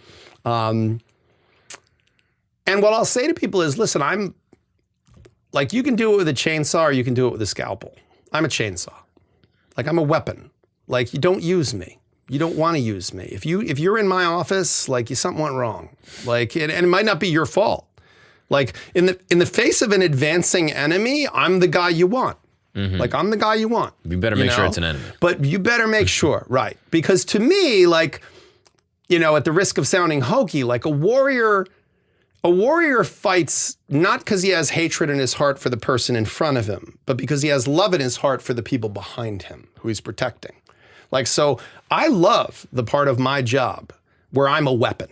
Like, I'm all about it. Like I want to be a weapon to protect. I want to protect someone who needs protecting. That's why I went into this gig, Sometimes, unfortunately, I don't realize my client's the piece of shit until I'm already in. And at that point, I've signed on to do the job and I'm going to do it. But I really believe that a good lawyer will tell the client, like, yeah, you don't need me. Like, sometimes people come in and they'll start telling me their story and I'll realize, like, your spouse and you need to get divorced, but you don't need me. Like, you need to go to a mediator, the two of you. Like you're saying, like, listen, she's a great person. She's so lovely, but like, it's not working. Like, we're not, And I'll say, like, well, have you guys, tried to like talk to somebody together? Have you, and they'll say, yeah, we went to counseling and we're just never going to get there. That's interesting. And then I'll say, okay, then I don't think you want to hire me. I think you want to go to a mediator. And I'll give you a list of a bunch of names. I get nothing for this. I'm sending money out the door. But I want people to, if you don't need, like, I refuse to believe if you go to an oncologist and don't have cancer, that he's going to go, well, I'm not making any money on you not having cancer, so I'm going to fucking have you get chemo anyway. Right. Like, good lawyers, like, we don't do that. That's an interesting perspective, though. Like, when you were getting divorced, would you have hired you? I would never have needed me. No, I would never have needed me. We went to a mediator. You were at amicable? You're like, look, I don't we went to a mediator. We sat down. I was already a divorce lawyer. Right. We sat down together and I said, look, I've wrote up a deal, but don't trust me. Take it to a neutral person. Take it to this mediator. He took it. The guy looked at it. He said, yeah, she's doing very well in this. I was like, yeah, I'd rather give it to her than give it to lawyers, So there we go. That's cool. That was cool. It was fine because it was all right. It's only, listen, I've always been of the mind, even when I didn't have money, that money offered you real solutions to imaginary problems and imaginary solutions to real problems. Like, I don't really think that money's the answer, and as someone who grew up in the Catholic faith, like, Jesus's point of view on this was not that money is the root of all evil, the love of money is the root of evil. So I think that the love of money, like the belief that money is the thing, and I understand, like, as someone who grew up without money, I thought if I had money, I'd have all the things I didn't have. I'd have security. I'd have less fear. Adulation of your parents. Right. I'd have it. And you don't. Turns out you just have money. Yeah. But I would be lying if I said money doesn't make some things easier and more comfortable. It's wonderful. It's wonderful to have money. It's a blessing to have money. And but to cling to it with it, like, I have clients with hundreds of millions of dollars who are working at a pace like the wolves are at their door. Because the money has just come to be like some kind of symbol of something for them that is not, it bears no rational relation to reality, So I think a good lawyer will apply the right tool to the right task. And I'm not always going to be the right tool. Sometimes people have, issues that would be better suited for a counselor. So they need to go to a therapist or they need to go to a couples counselor or both. Sometimes they need to go to a mediator. Sometimes they just need like a simple divorce lawyer who's just going to like do like a basic simple divorce. Like, if somebody comes in and they're like, I want you. And I'm like, what would you don't need me. Like, I'm the guy you need if it's like a mess. Yeah. If it's ugly, like you got an advancing enemy. Like, and I'm fine with that. It's like from the first season of True Detective. Like, the world needs bad men. We keep the other bad men at the door. Yeah. And that's what I'm here for. Like, I'm here to do a specific job for people, but it's thankfully a job not everybody needs, Okay, the last thing I wanted to know, as a stand-up comic, early in my career especially, I've bombed a lot of shows. Even to this day, I'll have jokes that bomb here and there. I've done a lot of stand-up comedian divorces. They have to remain nameless because it's confidentiality, but it's not a profession that does well with staying married. Yeah. Because you're on the road and there's stress involved. Also, I think the type a lot of people person, absolutely. The type of person that wants to become a comic is probably someone that's Well, they've transformed pain usually into something, or trauma into something, and also they are someone who there's a tremendous performative streak, but there's also like a tremendous discipline that comes. I think the best stand-up comics, like I'm a huge fan of stand-up comedy. That was one of my greatest moments, was like getting to represent people whose comedy I've enjoyed is really shocking to me, because that is like literally, I don't go out. The only thing I do is I go out to comedy shows. Oh, really? What clubs do you go to? I generally go to like bigger shows. I don't go to small clubs. Okay, like so I see, someone's touring. Like I've seen Jesselnick a dozen times, and I've seen him when he's working material out at Levity Live outside the city. Sure. Or like I'm seeing Shane Gillis at Radio City. I've seen Louis C.K. a bunch of times. I even saw him at a couple small clubs when he was working material out. I love good stand-up. Daniel Tosh is one of my absolute favorites in terms of his stand-up. Well, I think there's a strong correlation. I've always thought this between attorneys and comedians. 100%. Like I 100%. Think it's effectively the same skill. My brother is a trial attorney, and I am a stand-up comedian. Yeah. And I've always thought, okay, like the basis of it is creating arguments with what you're given. You have this idea and you're trying to 100%. Explain it to an audience 100%. In a performative way. And I would actually say one of the most significant comparisons is I have to do the same thing you have to do all the time. And that is, I have to say something that I've said 100 times and make it seem like I just thought of it, and make it seem like it's just like occurred to me right now, and I have to do that like 10 times a day. Yeah. Just like somebody's going to have to do 3 shows a night, they're going to have to tell that same, it feels to me, have you ever been in, and it's like, if you do it like have you ever been in like it's just terrible. Funny. Like you gotta do it like it's just the best stand-up, it just comes off like, oh man. Like I just read, I don't know if you saw it, at the New York Times did this thing about Taylor Tomlinson's development of a joke. And it followed this one joke. It was the closing joke of her Have It All, her latest special. No, I didn't see that. Check it out, because it showed footage of her when she was working it out. And then it showed it a few months later, and then a few months later, and it just showed how this joke evolved, and how she first it was, oh, my friend said, then it was like, all right, I changed it because that got a better laugh. Like I remember watching like Jerry Seinfeld talk about the joke he makes about how he's in the taxi and the guy's name was on the symbol for boron. Yeah. And he was like, he's like, it didn't start as boron. It started like the symbol for blah, blah, blah, but then like boron got a better laugh, so I changed it to that. But like when he's telling that joke, it looks like he's just making it up off the top of his head. It couldn't be any other way. That's why crowd work works so well, because it's like, that's improv. Even though some of those jokes, you had that in the chamber. Exactly. But you're watching it and you kind of go, this looks effortless. Like stand-up comedy, equestrian, and trial law.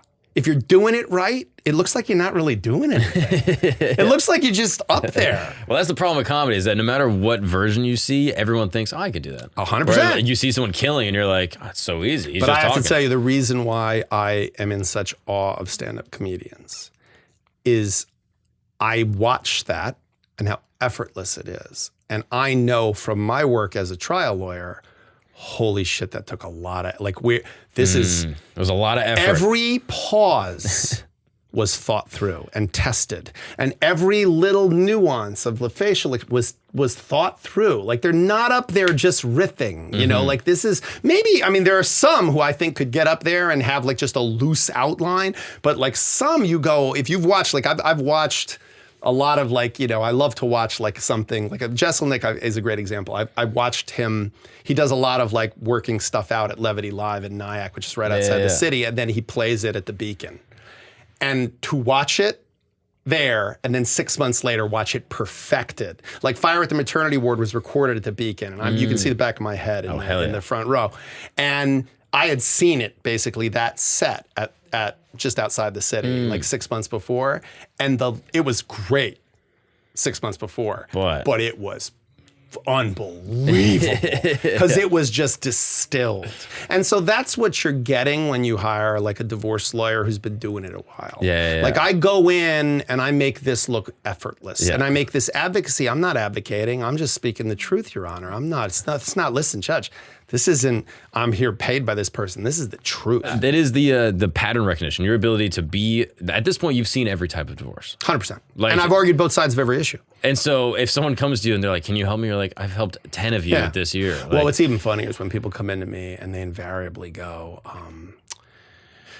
you're not going to believe this story, you know? And I'm like, dude, unless you're like a Methodist priest and you're sleeping with like another dude who's a rabbi and that's also the brother of your wife, like you're not even gonna blip on my radar, man. But that's the same thing with stand-up. Like even like crowd work where people go, like I did a show last night and there was like this really rich looking guy and then there was like this hood looking black dude and I was like talking to the black guy being like, yeah, have you ever seen a white, like just riffing. Right. And my buddy that was there was like, dude, like, how did you just come up with that? It was like, well, I didn't really, like I came up with it kind of, but I had seen rich looking guys before and I had seen hood dudes before. But dude, there's still, and I put it together. There's still so much risk though. Like you also have to be willing to take risks. Sure. I mean, part of it is that like, you know, like I don't think, I've never done stand-up comedy, but I admire it. I watch it, I admire it as a craft even. I just enjoy it. And I have tremendous admiration for comics because you are not a comic until you've bombed. Like a bunch of times and you're just fucking bulletproof then. Yeah. Because it's like, as much as that must have hurt, you survived. Yeah. You survived. Like every good comic has bombed. And you watch them, and I love watching a good comic bomb. Not that I enjoy it, but watching them come back from that is incredible. And like good comics, like they just have such freedom about it. Like that they're just like, all right, look, I didn't die. Well, they learn how to bomb. That's the thing. It's like you learn that like there's a difference between bombing early on where you're just like sweaty and your hands hurt and you feel your feet in your shoes. Yeah, like, and there's risk back then too, because it's like, dude, if you're auditioning to like get placement somewhere and you bomb, then it's a much higher stakes. But like one of the beautiful things about where I'm at in my career is I'm so established now and in demand that I can take risks now that I used to not be able to take, and that has made me so much better. Yeah, of course. Like just like you with that crowd work where you're like, all right, I got a rich dude, I got a hood-looking black dude, like I'm gonna take some risks here, and maybe if it blows up in my face and I get it wrong, okay, but I'm not gonna die. Like it's not gonna be the end of the world. My career's not in jeopardy. Well, I just had an experience. I was on trial in Queens about 2 months ago. And long story short, there was a witness on the stand who was put on by the other side to testify about, my client was a victim of domestic violence, terrible domestic violence, and her husband shattered her nose at one point. She had to have surgery to fix the nose. And like most victims of domestic violence, when she went to the doctor to have the surgery, her husband was with her. And he said, what happened to your nose? And she said, oh, I was hit in the nose with a cricket ball. Bullshit, okay? But she wasn't gonna say, oh yeah, he broke my nose. Like she wasn't gonna do that. She was a victim of domestic violence. Like most victims of domestic violence, like your spouse doesn't beat you up when other people are over. Yeah. They do it in private. So it's he said, she said.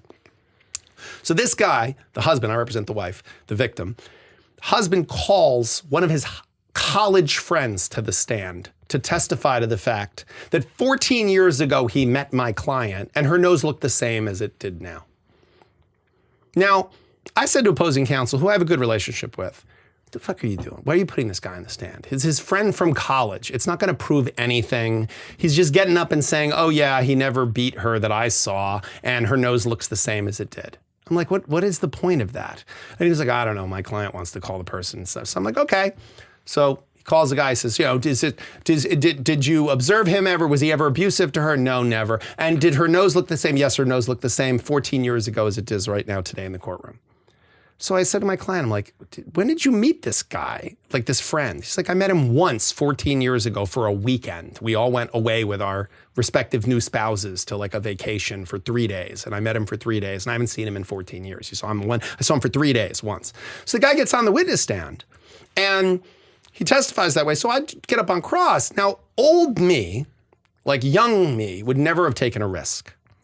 So I would have just said, like, isn't it true that he's your friend from college? Yes. And you came here to help your friend. Isn't that right? Yes. And you never saw him beat her, but you weren't alone in a room with them, were you? No. And she didn't know you that well, so she didn't say to you, like, oh, by the way, you know, your friend beats me. Like, then that wouldn't have been. He said, no. So, but I've been doing this long enough that I was like, you know what? Fuck it. Take some risks. So I said to him, you know, you testified earlier that you remember what my client's nose looked like 14 years ago. Is that right? He said, yeah, absolutely. I said, and do you have like a nose thing? Like, do you like notice the symmetry and shape of people's nose that you met a remote time ago? No. He's like, no, I'm just an observant person. I was like, you are. What color's my tie? I turned around. Opposing counsel gets up, objection, Your Honor. I said, Your Honor, this man has been staring at me for 15 minutes unobstructed and I'm 5 feet away from him. He just said he's observant. I want to see if it's true. Judge says, it's cross-examination. I'm going to allow it. So I have my back turned and I'm like, what color's my tie? He's like, I have no idea. I was like, thank you, nothing further. Sat down. Now here's what I'll tell you. It's fucking risky. If he goes blue? Yeah. If he goes blue. But here's the thing. If he goes blue, it's actually not the end of the world. You know, it was a gambit. I tried it. It didn't work. It doesn't mean that he knows what her fucking nose looked like 14-year-old. But if he says, I have no idea, it's out the door. And that's exact. I sat down. My client goes, that was amazing. How did you know he wouldn't know? I was like, I didn't. But that's the difference. Yeah. But you were also confident enough that if he said the correct color of your tie, that you would have been able to work the next argument. Of course. Because you were confident and know how to fail. And that's what I mean about stand-up is, listen, you got to take risks. Yeah. You know, you got to take risks. And you take the risks and you practice the material and you hone the material. And then every once in a while, if you're good enough at it, you just do some risky shit anyway. And it fucking works. And sometimes, man, when it goes right, it goes like that went so right. Yeah. That went so right. Now, but you know, the funny part is, like, I went out to dinner with my son, who's a lawyer. He's a prosecutor in the Bronx. And he's a new lawyer. He's only been practicing for 2 years. And we went out to dinner after, and I told him the story, and I said to him, don't ever do anything like that, ever. Like, this was like, do as I say, not as I do, you know? But we had a conversation a couple of weeks before where, you know, he's sitting across from me, and it's a little weird having a kid who's a lawyer because, like, he's sitting there in a tie and he's talking to me about prosecutorial, you know, and I'm thinking, like, I taught you that the cow says moo. Like, this is so weird. Now you're checking. You know, now you're right. Now you're like, now you're like basically a cop, you know, like you're a DA. But he said to me with all like sincerity, he was like, how long was it before you like felt like you knew what you were doing? And I said, like, you know, I'll let you know when it happens. Like, I really don't know that I ever feel like I know exactly what I'm doing. Like, I want to believe that even the most seasoned comic is still like a little nervous and still a little like, oh, like I really want to do a good job, you know? Like because I think that feeds you. 100%. And also I think the best comics are also pushing. So like my buddy Andrew Schultz that I open for a lot, the first 10, 15 minutes of every show, he will just do brand new material about the city that he's in. Yeah. And so even though he might, you know, be really confident about the next hour he's going to do, that first 10, 15 is going to be like, all right, so you guys, you know. But I feel like that's a test. Like I watched Andrew's stand-up, which I enjoy very much, and I think he reminds me of like Floyd Mayweather.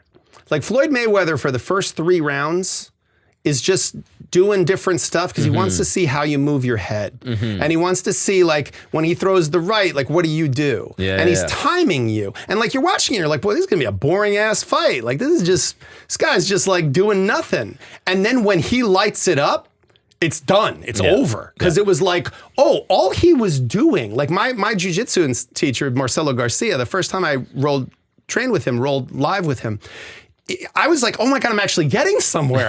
And then I realized, oh no, he's just letting me do it. So he knows what's my plan A, and now he's just going to dismantle. And once he went, okay, now he's going to turn it on. Now he knew everything I was going to do. So I feel like Andrew, like I've seen him do what I've seen a lot of comics do, who are good at it, which is they're like, okay, what does this crowd laugh at? Like, what is that? And where is the loud, where is it coming? Like, he's watching the timing, he's watching the vibe, and then it's like, all right, now here's how I'm going to present this. And he knows, like, what to let loose then. I'll tell you a funny story that's going to age me. So in 1992, I was a sophomore in college. And I went to Ramapo College of New Jersey in Mahwah, New Jersey. At the time, this was a nothing place to go. It was like all it took was $1 and a dream. And I was a straight C student with very little prospects, hair down to my shoulders. I wanted to go someplace where I could smoke in my room. That was really all I wanted. It was the only criteria. So, and that was cheap. And it filled both of those categories. Now it's actually a more impressive college, but back then it was not. So, I wanted to stay on campus full time, including during the breaks, because my dad was a bad alcoholic and I didn't ever want to move home again. So I became an RA, resident advisor. So the RAs had to have RA training, okay? So it was like a 1-week training thing. I did this for 3 years. Okay, so at the end, they would have activities each night of RA training to like entertain the people who were training to be RAs. And one night it was like they had like a pizza party, and one night they got a stand-up comic. They paid a stand-up comic. They hired a guy to come and perform in Linden Hall in the lounge to an audience of 15 of us, 15 aspiring, resident assistants. So this guy probably got $40. Hell gig. Maybe $50. Dave Chappelle. No way. Dave Chappelle. Wait, what? Dave Chappelle, 1992. Wow. Fall, Ramapo College in New Jersey. I guarantee if somebody brought it up to him, he'll be like, oh, I remember that gig. No way. To remind it, there was a guy in the RA training whose first name was Column. Column was his name. And Dave was doing crowd work, and it was young. He must have been like 19, 20. He was the same age as us. And he was like, what's your name? And I was like, Column. He's like, seriously? Like, your name is Column? Like, your parents were like, and I made some joke about like, other objects that you could be named. Could have named a pillar. Yeah. Something like, you have a sister named Pillar. It was something like that. He, by the way, fucking killed to the room of 15 of us. And he must have done half an hour, like, of just whatever. About 3 years later, I'm watching Robin Hood Men in Tights. And I'm like, that's the guy. I'm like, that's the guy who performed at the RA training. Like, he's so funny. Like, this guy's so funny. And then next thing I know, I think he was in Half Baked, and then he was in Chappelle's show. Wow. And I remember watching Chappelle's show and being like, holy shit, I knew this guy was good. No way. I knew this guy was good. And I've now seen him at, I've seen him at everywhere. I mean, that's an insane story. But dude, that's the level he was at. Is he was probably making $40 doing an RA training at Ramapo College as a stand-up. But here's what I'll tell you. It was the same guy. Wow. It was the same. He was just fearless and funny and like took it seriously. Sharp and intelligent. Yeah. And I have to tell you, as someone who's like still followed his career and seen him perform at, Radio City and seen him perform at, dude, it was the same thing. It was just as funny. It was just as tight. It was just as like, he took it just as seriously. Like he was amazing, you know? Because I think you're seeing a thing put to its purpose. Mm-hmm.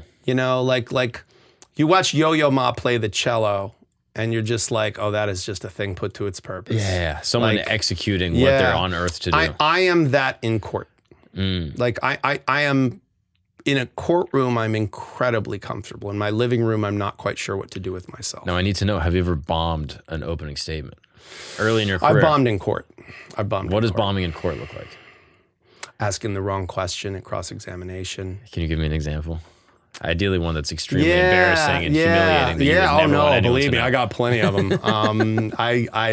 You learn, you're not a comic till you bombed, and you're not a lawyer until you fucked it up, I actually bombed so bad in court once that I happened to have the judge's cell phone number because he had spoken at something and he'd had to give me his cell phone number and I called him crying that night. Crying like a child. No. Because I was convinced. Jim. Yeah, I was assigned to represent. It was very early in my career, maybe a year. I was a year out of law school. I'd opened my own firm. I was doing assigned counsel work, and I'd been assigned to represent a young African-American boy. So in New York State, if you're under the age of 18 and you commit an offense that fits into certain categories of crimes and you don't have a record, they do what's called a juvenile delinquency proceeding in family court rather than a criminal charge.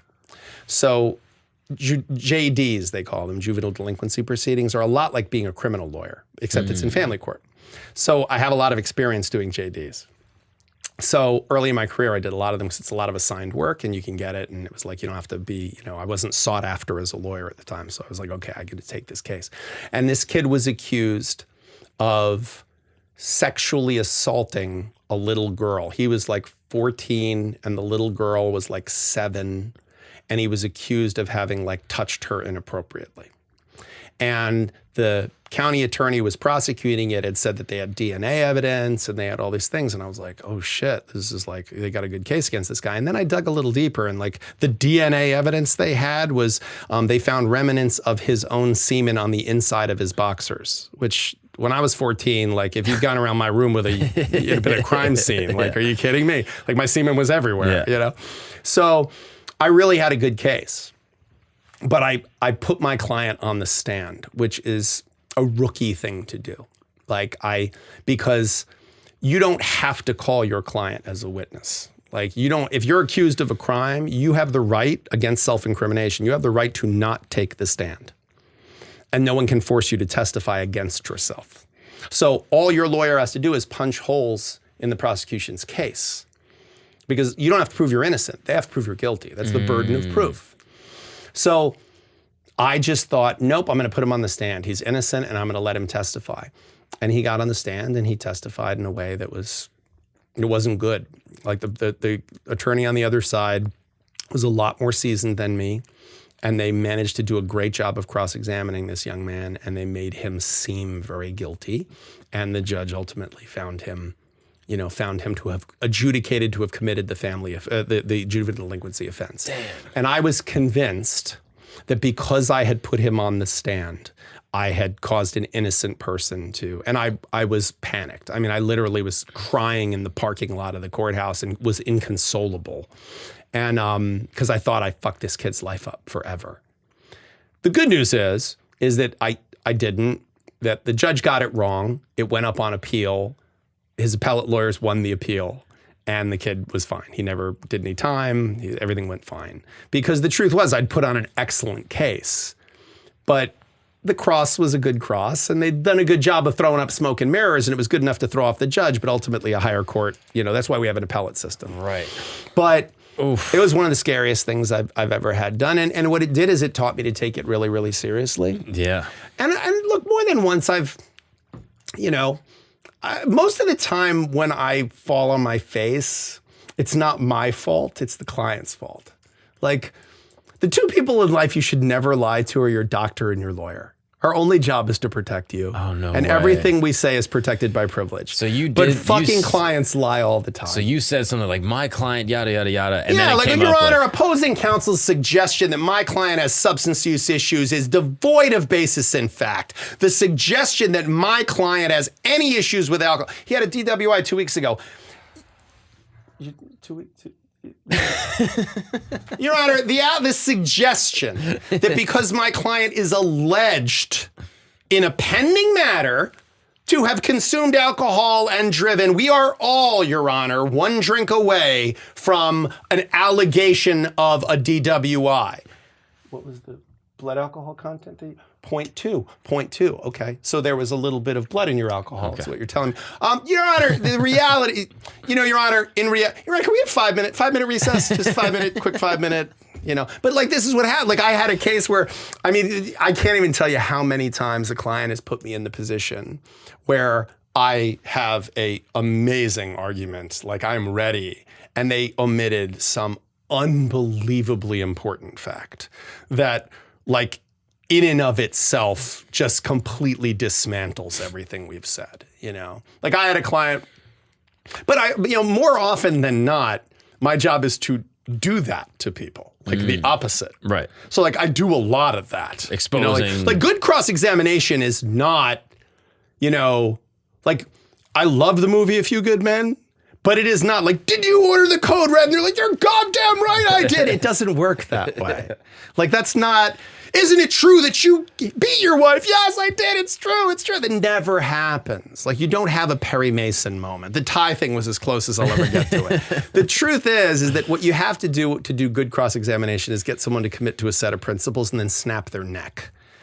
And so, like, that's what I do most of the time, is I make the other side fall on their face. I do the, and you're very involved in your child's schoolwork. Yes. And in fact, you work with their teachers all the time. Yeah. And you communicate with their teachers. Yes. Now, your son's English teacher is Mrs. Henderson. Is that right? Yes. And you've communicated with Mrs. Henderson. And you're aware of the fact that he has had some difficulty in English this semester. And have you met with Mrs. Henderson about it? Have you talked to her on the phone? Oh, yes, I've talked to her several times. Did you know Mrs. Henderson is John Henderson? Right? There's no Mrs. Henderson. His English teacher is a man. Do you know that? And he identifies as a man.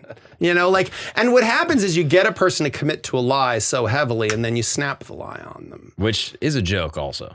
Yeah. That is how jokes work. That's how jokes work. Right. You're turning in one direction. So you're absolutely right. Like, stand-up comedy. But, I've always jokingly said that, like, all trial lawyers are just like closet hacks. Like we're all just, we all just want to act. Well, Greg Giraldo, I mean, he's a great comic and previously was a Harvard law guy. Yeah. I think Dimitri Martin was a Yale law guy. Yeah, he's brilliant. I saw him at St. Mark's Place. I saw him at small venues many years ago and was like stunned at how good he was. Yeah, I think the crossover is strong. We got to get you to a show, dude. Yeah, we got to get you to come out to a show. I'd love to. Yeah, I'd love to. This would be fun. I'm always a tremendous fan. I'm not one of those people that like, I watch someone hang glide and I go, I could do that. Like I just watch stand up and I go like, yeah, I'm not even going to try to do that, but man, it's a blast. Like it's a blast to watch it. But I will say, I mean, even just hearing this story that you just told me, I'd much rather bomb the way I bombed than bomb the way you bombed. Well, just the stakes feel high. Yeah, that stakes feel high. Yeah, when I bomb, people go, that guy's awful. And I go, oh, yeah, tonight I was. But you everything's relative, man. Everything's relative. Because like people say to me all the time, like, oh, like you do the divorce, like it must be so depressing. I'm like, I have a friend who's a pediatric oncologist. Yeah. That's depressing. Yeah. Like people fucking their lives up because they like made a bad bet on who they married. Like, yeah, it's unfortunate. It's not tragic. And like the Louis C.K. bit, he's like, every divorce is good news. Everybody. Oh yeah. There's no one ever was forced to divorce. No divorce is bad news. I totally agree with him on the whole, like when people go, oh, I'm sorry. You're sorry? Throw me a party. Have you met my ex-wife? Trust me, I'm not sorry. Like if we wanted to stay married, we would have. If it was a really happy marriage and a divorce, that would be sad. Then you'd be like, no, we have to? Oh, shoot. But even that, like that might be kind of cool. Because then you'd be like, they say that like only unfulfilled love can be truly romantic. Oh. So like you'd have this like, I wish we could be together, but we can't. Yeah, like you think if Jack lived on the Titanic, like that Rose, like first of all, he could have fit on that door. I don't want to hear it. And second, like after a little while, she'd have been like, all right, I'm sick of you painting your French girls. Like, you got to get a fucking job, man. Like, at some point, at some point she would be like, all right, I'm unimpressed. Let's do this. Titanic's a love story because he died. 100%. How he dies while he's perfect. Like, it's the old Batman thing. You either die a villain or you live long. You die a hero or live long enough to be a villain.